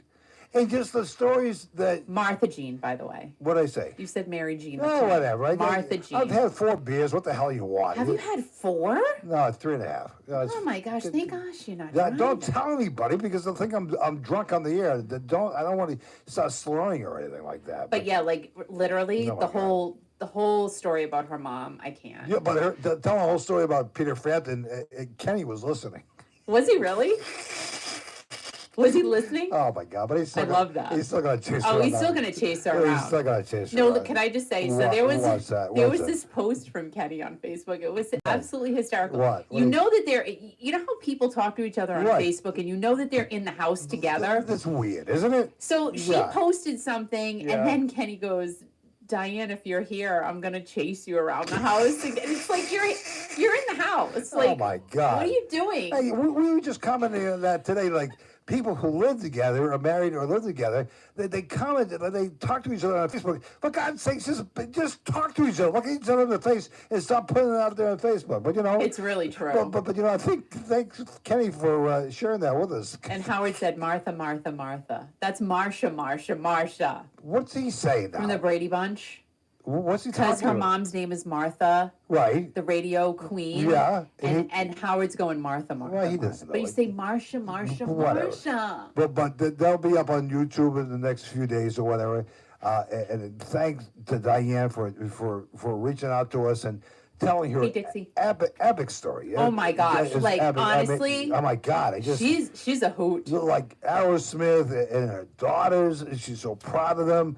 And it's all her fault. Maybe it's Kenny's fault, too. But when I meet Diane, oh my God, she has to have a margarita. But you know what? You two are going to have a ball because you're going to talk for hours. You're going to be up like till 3 o'clock in the morning, and you're just going to talk and talk and talk. I mean... And Kenny and I will be going, wake up. No, I don't. No, I think you'll be asleep. Kenny will be running around because... You think so? Oh, yeah.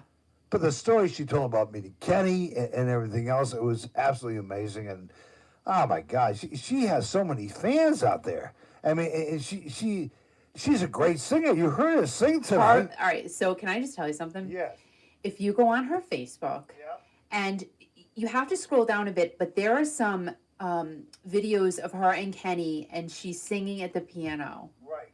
Her voice is great. Ridiculous. It's really good. It's so beautiful. It's a beautiful voice. Howard thinks you're loopy.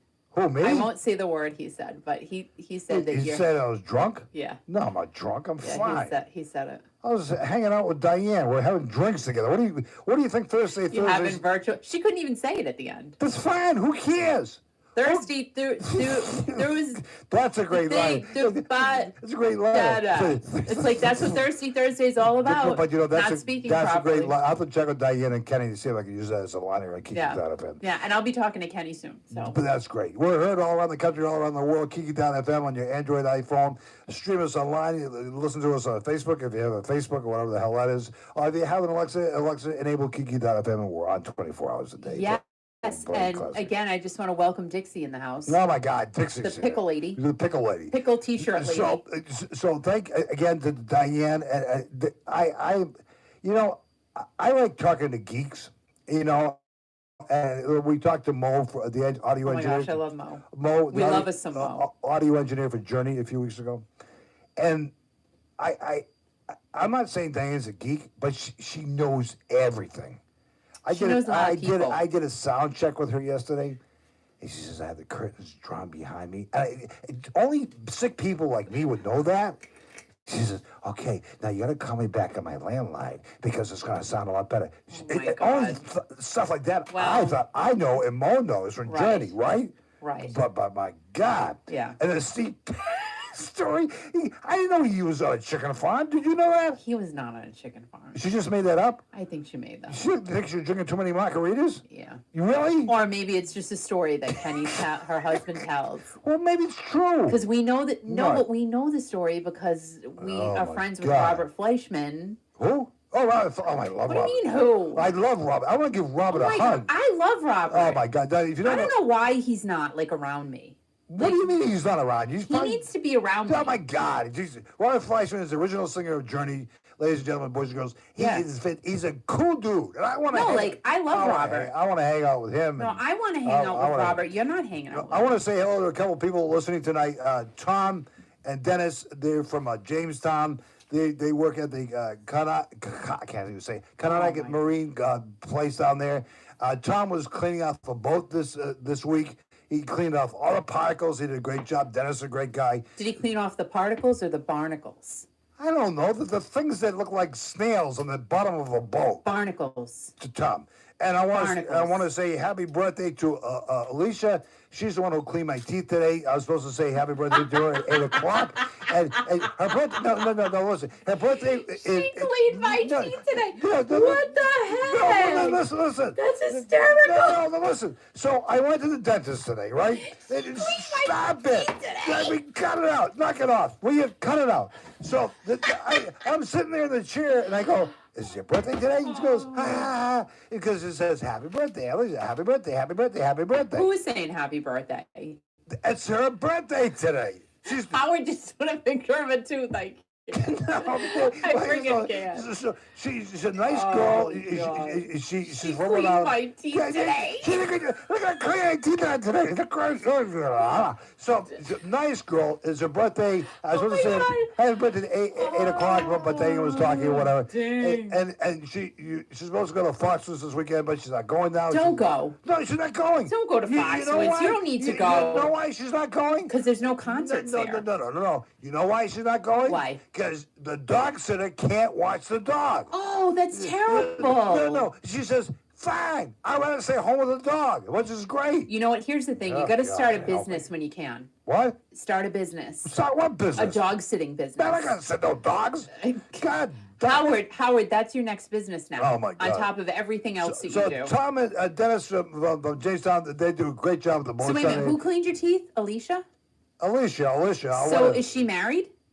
Yeah, she's married. Are you sure? You didn't sound comfortable about that. Yes, I said she's married. What about Tom and John? I didn't ask. Tom and Bob. I'm on the dock in Jamestown, and I said, "Hey, Tom, are you married?" He was going to say, "I'm gay." What the hell is that? I'm not going to say to Tom, "Are you married?" I says, he's busting his ass, cleaning off the barnacles or particles or whatever the hell they are on the boat, and then Dennis comes over in his official uniform, or whatever. Tom and Dennis. Huh? Tom and Dennis. Tom and Dennis, or whatever. So. Well, because you talk to all these random people, and now Howard and Mark are barking. The barking. The barking? Why they're barking? Well, no, I said Tom and Dennis. I didn't know if Alicia needed a date. No, Alicia does not need a date. She's got a stepson. She's very happily. Right. Well, as long as she's cool. Nice girl. Even with a mask. You know who needs a date? Scott Porter. She needs a date. She took her mask off for a second, and it was great. Great.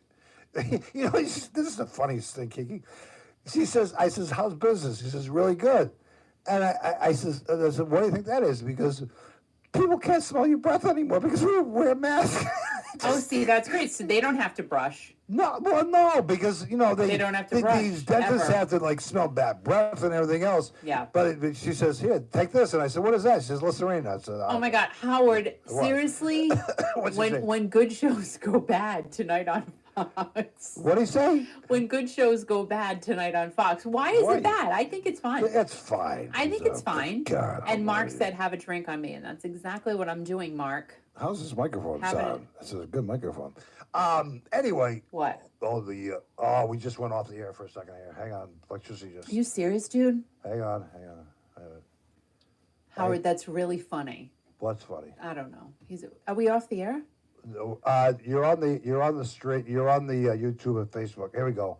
We're all back on the air again. What the hell happened? We had a little flicker in the lecture. Don't worry about it. It's a little technical I thing. had a technical snafu in the beginning of my conversation with Dianne. I know you did. I saw it. Well, you didn't say anything. I didn't want to say anything because you were talking to You were Dianne. talking. Listen, What? Can I just tell everybody? here we Let go. me just release something. Okay, All right, good. this is definitely a breaking news bit. Okay, what? So you just say, "Oh, I didn't want to say anything about you going off the air." However, I have 500 texts from him saying, "Oh, this is good.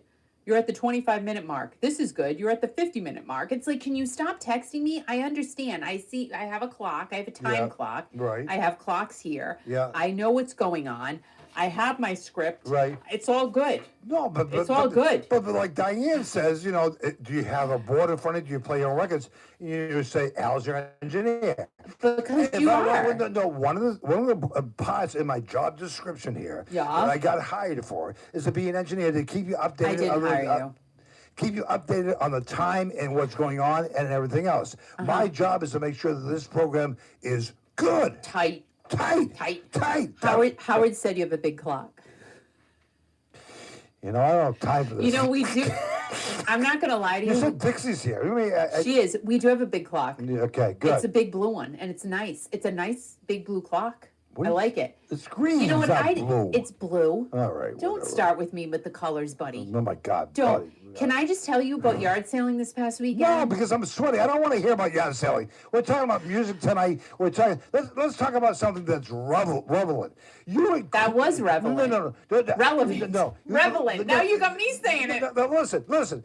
You were crazy today, and the whole world was crazy today about. Why was I crazy? Because of Steve, whatever his name, Perry's Oh, car. my- No, listen.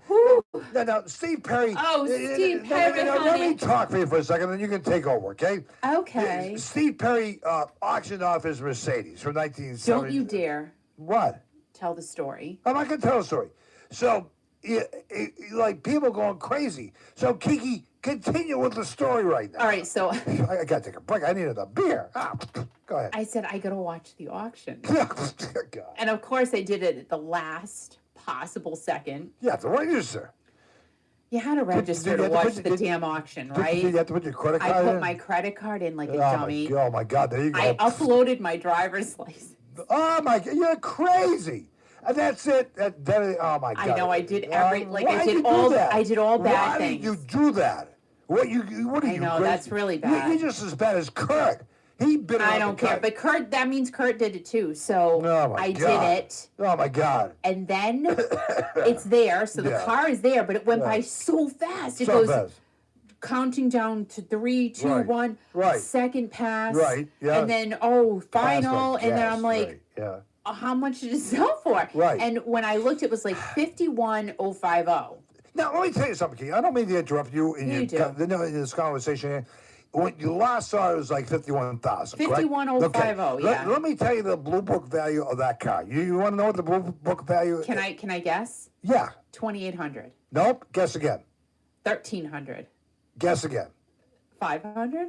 $350. Somebody put a post up there. Beware, because you can't get parts for this goddamn car or whatever. Did someone put a post out saying beware? Yes. There's some guy from I don't know whatever. Oh, it's probably Neil Sean. I bet you it was him. No, it wasn't. Yeah, him. it was Neil. It was some other. He said it. It wasn't Neil Sean. Said, beware, don't buy his car. You won't have coffee with me. No. I mean, but he did it for a great cause. He did it. He did. He did it for the group there in California, the Boys and Girls baseball team there, and he donated the car. How cool is that? No, well, he don't. Yes, all right. Right. He did donate the car, but Right. he donated the proceeds from the car, 100%. 100%. And what else? And he also donated his red. Howard wants to know how many beers he had. He also I had donated 3. red tails, a red tuxedo jacket, Oh which my he's God. worn to Yeah, many, and many you said you wanted to concerts. get in the car with him. Like, why? Because. And poor Roberta there in Little Rock, Arkansas. I mean, Roberta. No, Rhonda. Rhonda. Whatever. I don't know. So, what's her name? Rhonda and Little Rock Rhonda. Little Rock Rhonda. Yeah. She was. I don't think she won the car. Yeah, she was bidding on it all. I don't know who won the dang car. But she says she was bidding like crazy. Then I saw a post a little later that she was stuck at Walmart with a flat tire. I guess she that's didn't the worst.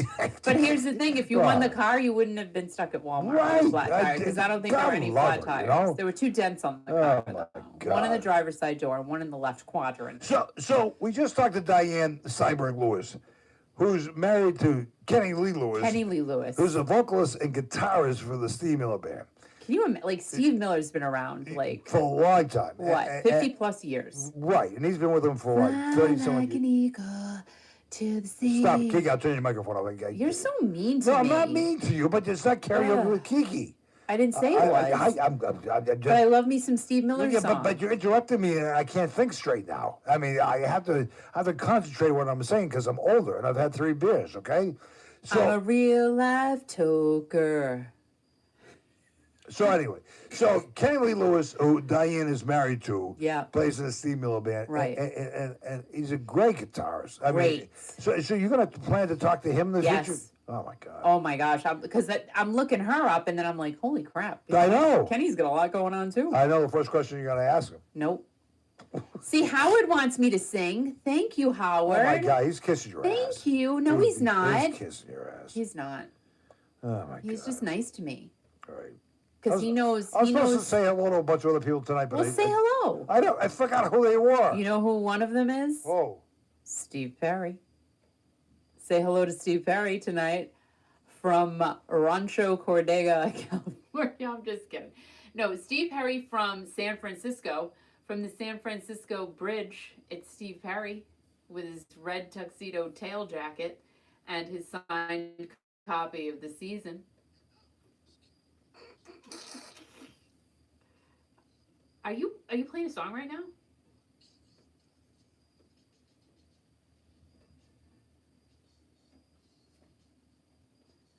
Hoo hoo! I could be the drummer.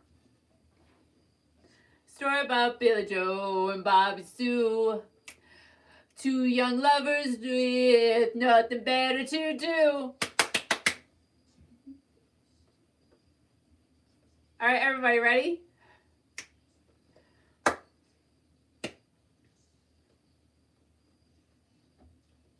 Ooh, old El Paso. A great big hassle. I don't know all the words, but I know some of them. Took the money and run. Hoo, hoo, hoo. Come on, take the money and run. Come on, take the money and run. Or is it go on and take the money and run? I don't know. Go on, take the money and run. Really? Is it a wicked video delay? Like, how bad? So, like, are you listening and then watching? Don't, just do one. Because I think it's bad. Like, I think if you do both, it's bad. Or do I look bad? Do I look like a all right, let me check. Let me look. Let me look on Facebook and see how bad it is. Oh. Why does the first post on Facebook have to be someone who lost their pet? It makes me so sad. And then I feel bad about it. All right, so let's see. Oh, I'm on. Okay, there it is. It doesn't look bad. It doesn't look bad. Japanese movie delay bad? Really? I don't even know what that is.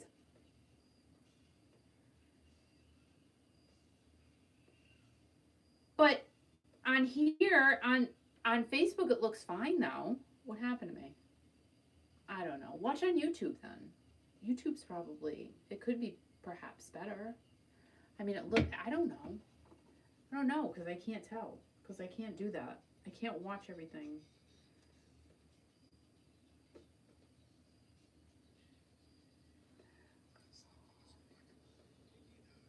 Who are you talking about? Oh, he's not turning my mic on.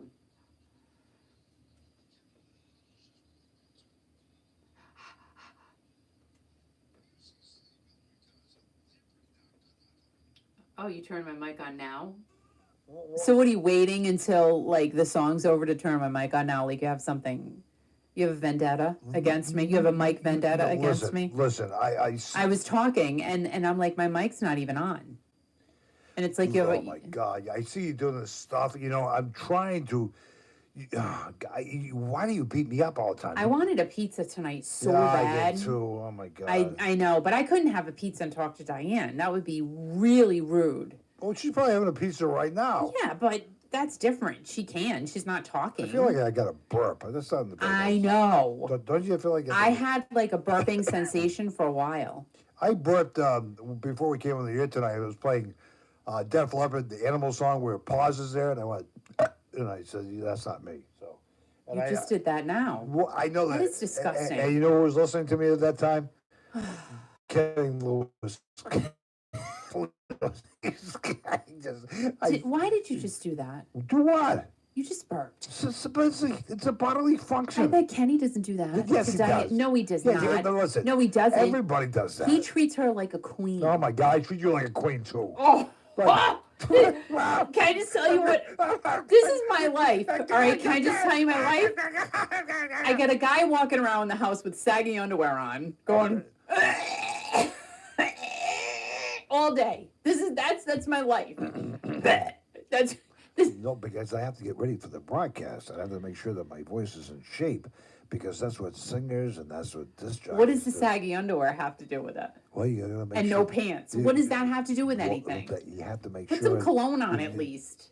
Just do that. What do I smell? No. Then But why it do you would say it put would cologne? cologne always helps.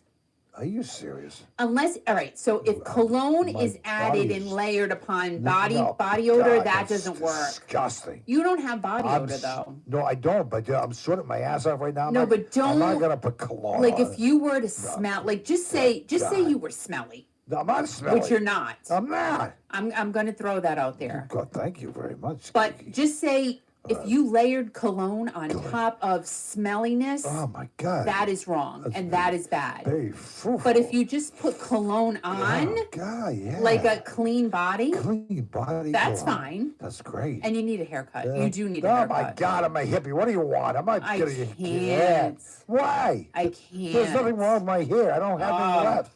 You need a cut. No, I don't need a You cut. need a cut. You need a cut, man. God, I can't believe tomorrow's Friday. Huh? Change the subject. No, I just these people today and Oh my God, Mark and Howard put your Brute on. What? Remember Brute? Brood who? Brute with the Right. umlauten. Is that what they call the U with the Yeah. dots over it? The Yeah. umlauten. I really enjoyed Diane tonight. I like to talk about Studio 54 and Good. those You know days. what? I like to We talk should about- take a trip out to LA. But no, yeah, but and I like the fact that she's talking And you about know who lives there too? Donna. So I don't want to know because John Waite. No, he doesn't. He lives in England. No, he doesn't. He does. He lives in California. No, he lives in England. lives in California. This- lives in California. This week was 1984 was Missing You was number 1. Did you know that? That was last week. Okay, whatever. Ding dong. That was last And it was Joan Thursday. Jett's birthday this week. I know. I love her. And she had to cancel all the rest of her shows. But last one's on the 28th. Lita Ford's birthday was Love her too. was the last week. Isn't or- that funny? Because they were in the Runaways together.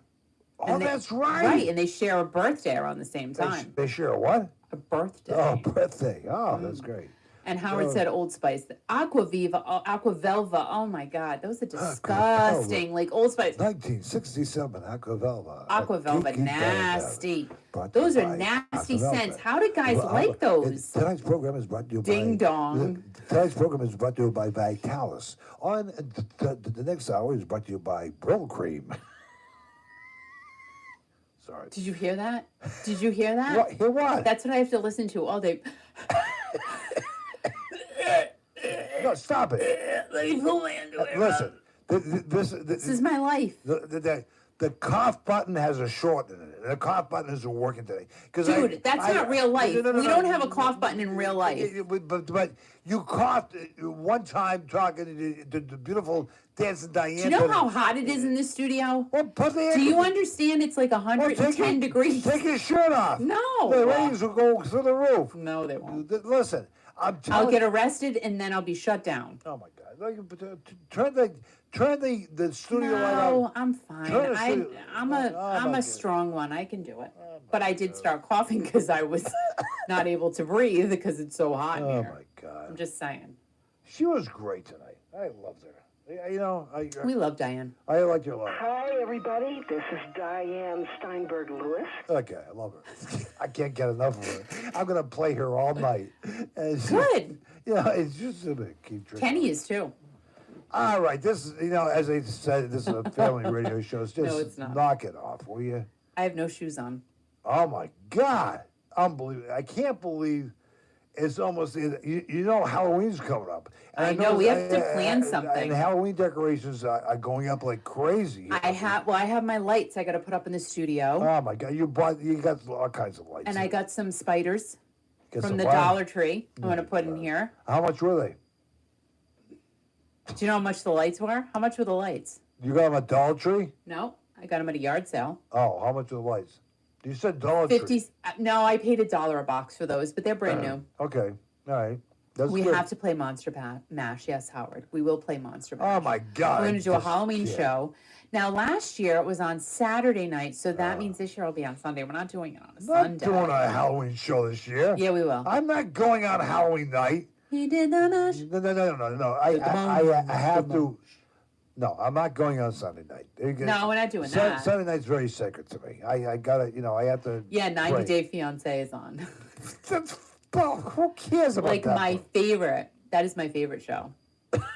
I love it. See, just stop. Well, I get. It's so messed up when you do that. Well, I'm hot and sweaty now. I get all, I gotta Right. do all this stress and this pressure and everything else. What stress?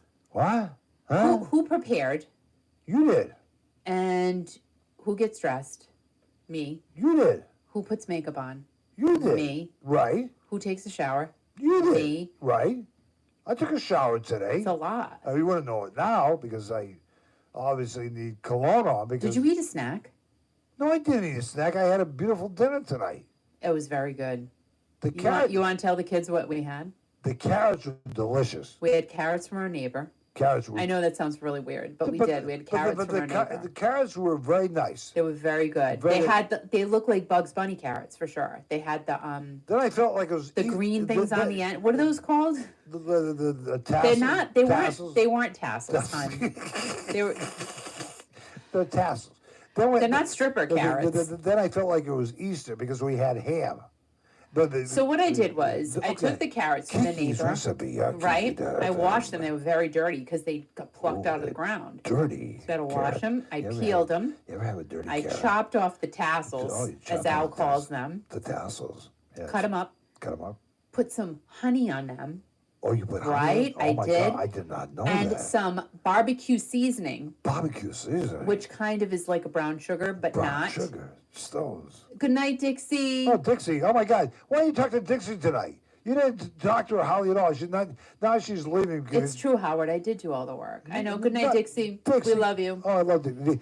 So, let have me you ever just- had Dixie's pickles? Oh, my God. No, just you did. Okay. So let me just talk about Good, what I lots did of to it. the carrots. So then I baked them, and then I got some frozen peas, Frozen and I had a slice of ham from Yeah. Market Basket, my favorite store in the God, here we whole go. wide world now. That is, That's great. I mean, if I could just videotape myself walking around Market Basket shopping.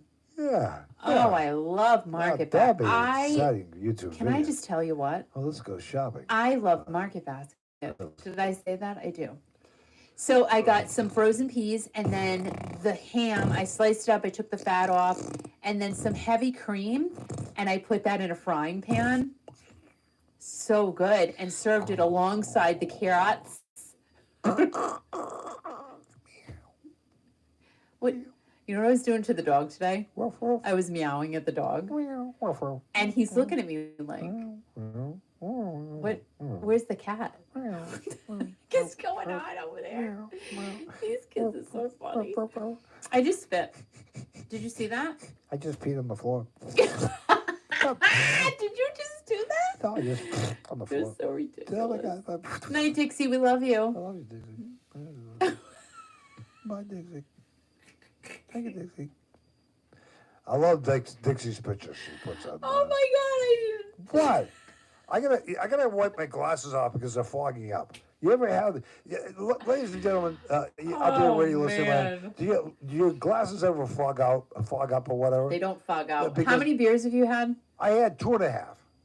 Wait a minute. First it was 4, then it was 3.5. So I can't now count. It's 2.5. No. Like you're going backwards. No, I can't count. Doesn't even make sense. Oh my God. Do you think Stevie Nicks counts backwards? I bet she doesn't. All she knows is up to 17, age of 17. I love her.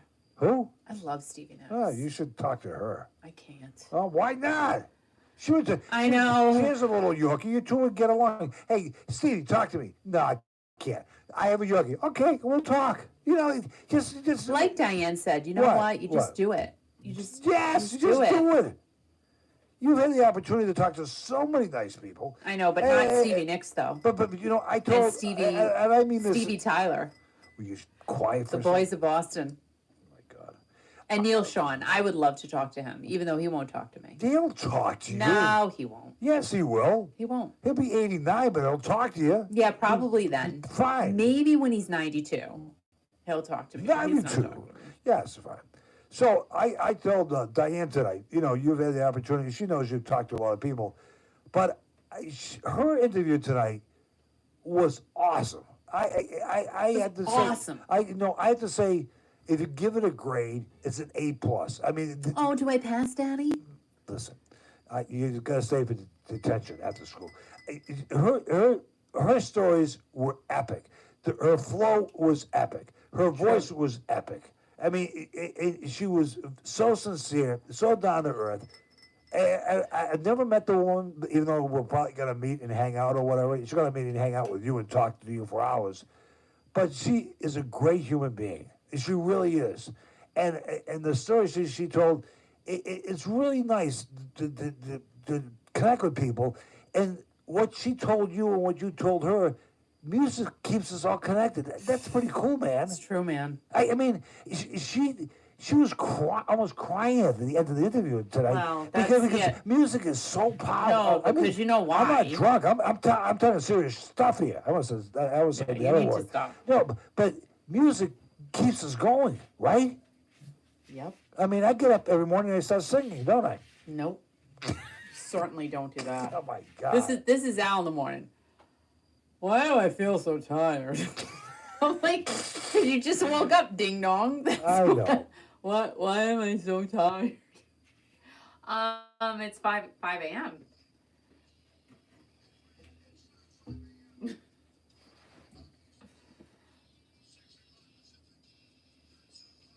And more. Kiki.fm. Is the music loud enough? Maybe not. Ow!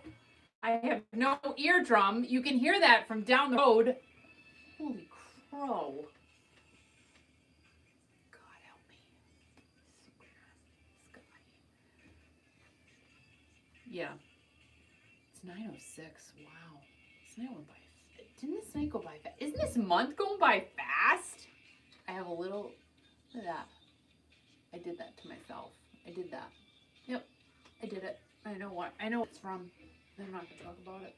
It's not a hic. It's not. I just burped. Did you hear that? You probably didn't. Mark, it feels like the day we met in here. That's how hot it is. Like, it's so hot. Oh, holy macaroni. So tomorrow morning, for all two of you, Howard and Mark, I will be on at 7 o'clock a.m. So if you're not doing anything, you know, come visit on YouTube at Kiki Classic Rock and, you know, listen to me talk about the person I talk about all the time, and that would be Steve Perry. Just this week, though, because there was a lot going on. You know what I mean? So we had to talk about Steve Perry this week. It was very important. So Howard and Mark, yeah, 7 o'clock tomorrow. You know, come visit, come say hello. That'd be great. If not, you can watch it later, because then I put it on for later. And, you know, who knows? Maybe we'll know who bought the car by then. I don't think so. They're like nothing. There's nothing. There's absolutely nothing. I don't know what is going on. Why do I look like I have a hole in my head? Right there. I do. So this is the thing when you're sitting here and just looking at yourself, like you see all these imperfect, like see that? I already pointed that out, but I did that to myself. I did. And I just talked about it, but I'm talking about it again. Woo, it's hot in here. So it's Thursday, and yeah, so I'm gonna be back tomorrow morning for the 25th time. Yep, and as soon as Al comes back, we're leaving. I'm leaving because I have to have some fruit. I have to have a snack. And I should, you shouldn't eat really after 6:00 p.m., but I need to have a little something. Because I need a little something. Do you guys, Mark and Howard, do you have any lip gloss? I have Smashbox right now. This is really nice. It's a nice one. I'm gonna put some on just for you too, because I know that you're watching. So this is for you, Howard and Mark. I'm putting some lip gloss on.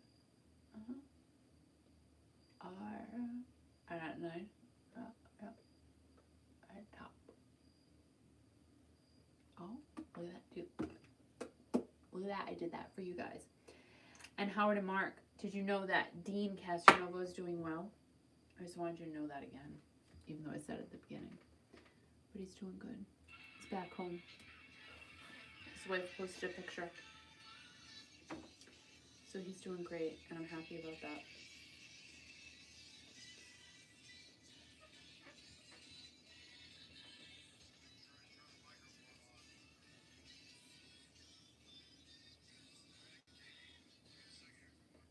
All right, ready?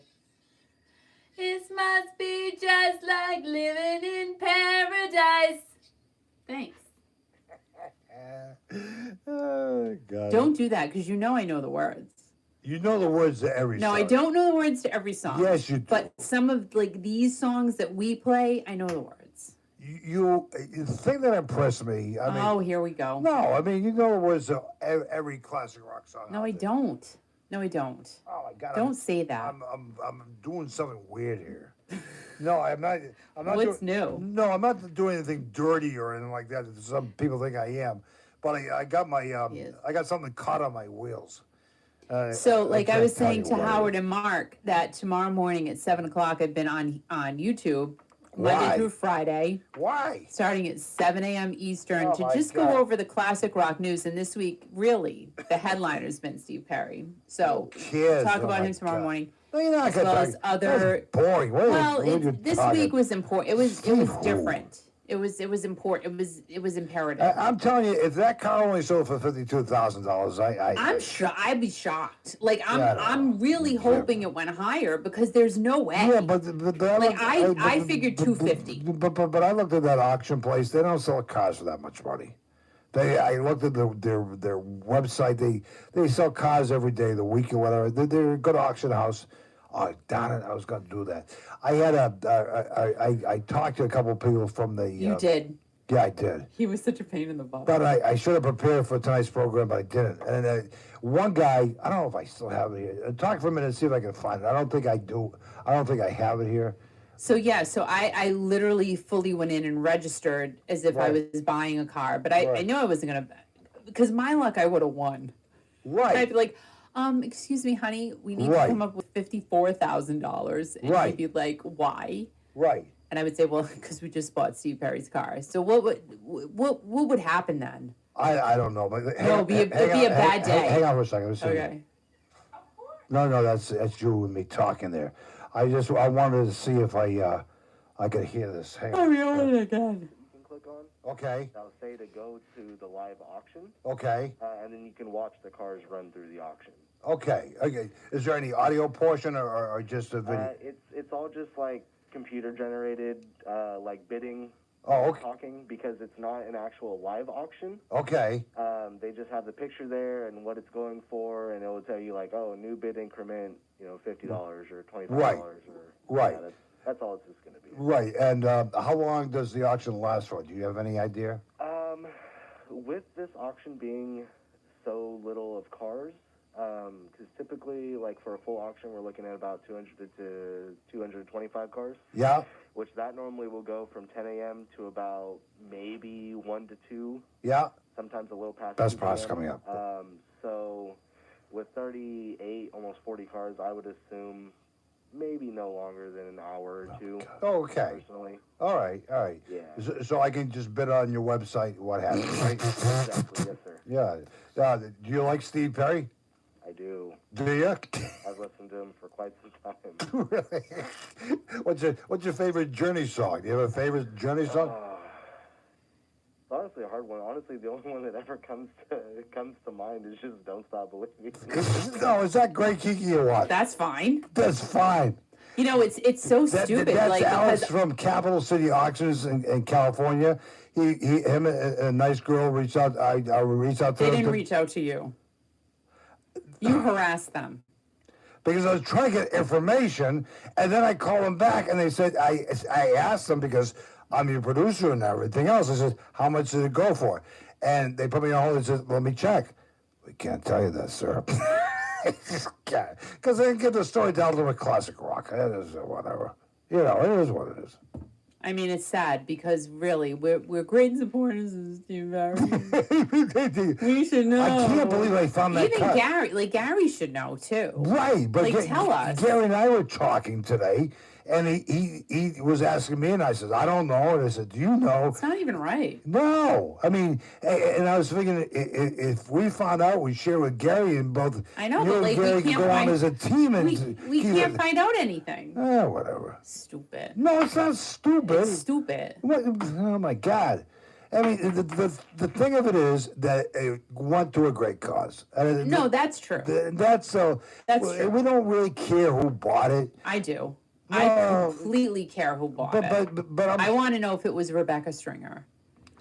she's a nice girl. No, she's a nice girl, but she's she a Steve Perry fan. Steve Perry fan, and this girl is wonderful. She has spent thousands and thousands. Tens of thousands. She's probably spending her whole inheritance. I just wanted to kiss Steve Perry. I think she shook his hand once or twice. She bought a table at the Rock and Roll Hall of Fame. Didn't even get to speak with him. My God, Steve Perry, take her for an ice cream. Yeah, right? that's what I said. You know, Oh, for God's sakes. And she likes chocolate. You know, and you can have your coffee ice cream. She can have a chocolate. That's the least you can do, Steve Perry. You know, that's... I would take her for an ice cream. Right. At least. You know what I mean? Like, Come on, man. She spent do it. thousands of dollars. Yeah. You know what? There's a lot of fans out there who love a lot of artists, and they spend a lot of money. They keep you going, guys. You know. I mean, I know Steve Perry, but you know what? He doesn't care. But yeah, he does care. He cares, but he's He not wants gonna, everybody to buy his Christmas album so they can receive I it. did. I did. And you'll receive it March 20th. I'm just saying. So- You still have a Christmas album for the album from or something that was sent to you last year. I do. And poor Mark in Baltimore got his Christmas gift in January. So wait a minute, hold on a second. What? What? You don't want to do it now, do you? No. No, what are you doing? I can't see what you're doing. This is Kiki down at BAM Coast to Coast, Android, iPhone, streamers online, Facebook, Alexa, and listen to us 24/7. We play classic rock. We do really rock sad. interviews. We talk to you. You It's talk really to me. And you talk to crazy people who get crazy on Thursdays. Is that how you say it? I don't know. So, Kiki, tell the listening audience what you're doing because they can't see you on camera. By the way, you can listen to and watch Kiki on Thursdays on YouTube, and her channel is Kiki Classic Rock. It's not channel 4, 5, 68, 69, or whatever. It's Kiki Classic Rock. You can watch the program on there, or you can watch her on Facebook, which is Kiki.fm. So, Kiki. So I have this package. Okay. I don't even remember what it is. Well, what did you do? I literally don't remember what I bought. Don't do it. Don't do I'm it. not. Okay, don't. Oh no, because it's going to be a full-fledged video. but Right. I don't even. Do you have the package in front of you right now? Yeah, I'm showing it. Okay. So this package. Kiki Classic Rock. So you're not don't open it tonight. I know everybody's. I'm not. Because. But here's the thing: it's not like Steve Perry's in the package. Who cares if he was in the package? And it came from Second City Print, so it's like What all the hell is that? pre-done, and all like Second Steve sat City there at his Print. coffee table, and he's Oh, my signing God. people's things. And Oh, I want to thank all the Kiki.fm listeners for your support and Thank you. and supporting us on the Kiki.fm Rock Shop. Yes, thank you. People are buying things like crazy. Thank you very No, much. the mugs, but the T-shirts, the glasses. You know what's really hot right now glasses. on the Kiki.fm Rock Shop? Stickers. Well, stickers, but also the leggings. No, not the leggings. The hoodie sweatshirts. Yes. Because we're coming into fall on the East Coast. You know, it's pumpkin Yep. weather. So we're having like a contest between the gray and black. A lot of people are ordering the gray, which I thought the black would be more popular. Yeah. But the Kiki.fm Rock Shop, if you can see it on Facebook, the connection there. We'll put it up later tonight and early tomorrow morning. So if you want to purchase anything, that's great because people love this stuff. And you have a Kiki.fm Rock Shop a pint glass in your studio tonight, right? You can Yes. you can hold it in front of the camera. But let's tell everyone, you know, the reason to, so not only are you supporting, you know, you're helping our brand grow, Right. but you're also helping to keep the radio station going. Right. Sure. And also you're supporting the artists. I feel like I'm PBS. You are PBS. Like I'm Mr. Rogers or something. We should have like a marathon. a radiothon. A radio radiothon maybe on Halloween. We could. Radiothon. But not only are you supporting Kiki.fm, you're supporting the artists and the composers. I have to say composers. The composers. No, it is the composers and the musicians and the artists and the groups and all the technical people who bring in this music every day. But can I just tell you something? Oh God, you got to go into anyway. Go ahead. So earlier today, I I was looking out, you know, my slider. Oh, slider. And I'm looking down. Down.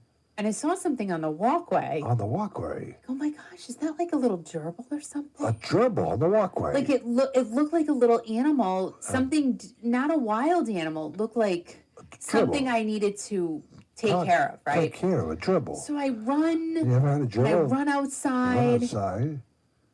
Yes. It was a pine cone. I can't. A pine cone. It was a freaking pine cone. I thought it was a damn gerbil. I'm like, oh, I love you already, and I don't even know you. God. Just like, you know, a baby when you have a baby, and it was a pine cone. What time of day was this?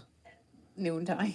You haven't been drinking that. I know. And Mark said, we support you because we love you guys. We love you more. No, and a lot of people out there probably think they're gerbils, but they're actually pine cones. That was pathetic. I was so mad at me. Oh my God! I was just like, you are such a dum. No, it's okay. So we're gonna go now because I gotta go. We gotta go now because I gotta go feed the gerbils in the morning. But we want to say a big thank you to Dianne Steinberg Lewis tonight for sharing her story about her mother, her story about herself, her story about her husband, who's probably done chasing her by now, right? Yeah, I bet he's got his conquest. What the hell does that mean? I don't want to know. Conquest? Oh, my God. So hopefully you'll be talking to him in another few weeks. Yes. That'd be great. If you missed the interview tonight, you can find it on Kiki's Classic Rock YouTube. The channel's Kiki Classic Rock. It'll be up in the next few days or so. Yeah, give me a minute. Just give me a minute to get it together. Give it a minute or so. But thank you for joining us on Thursday. And Kiki, you can say goodbye because I have to put my pants on. You're not going to put your pants... Why are you lying? I'm not lying. You're not putting your pants on.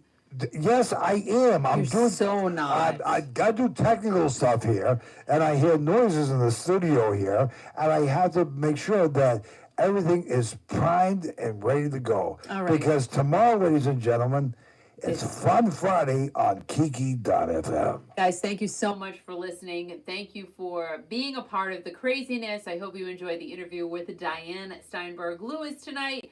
You guys have a great day, a great night, a great everything. Be kind to everyone, be strong, and always remember, always, always, always, to keep rocking.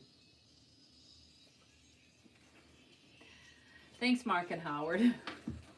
Thank you, guys. Good night. Maybe I'll see you in the morning. If not, have a fabulous weekend.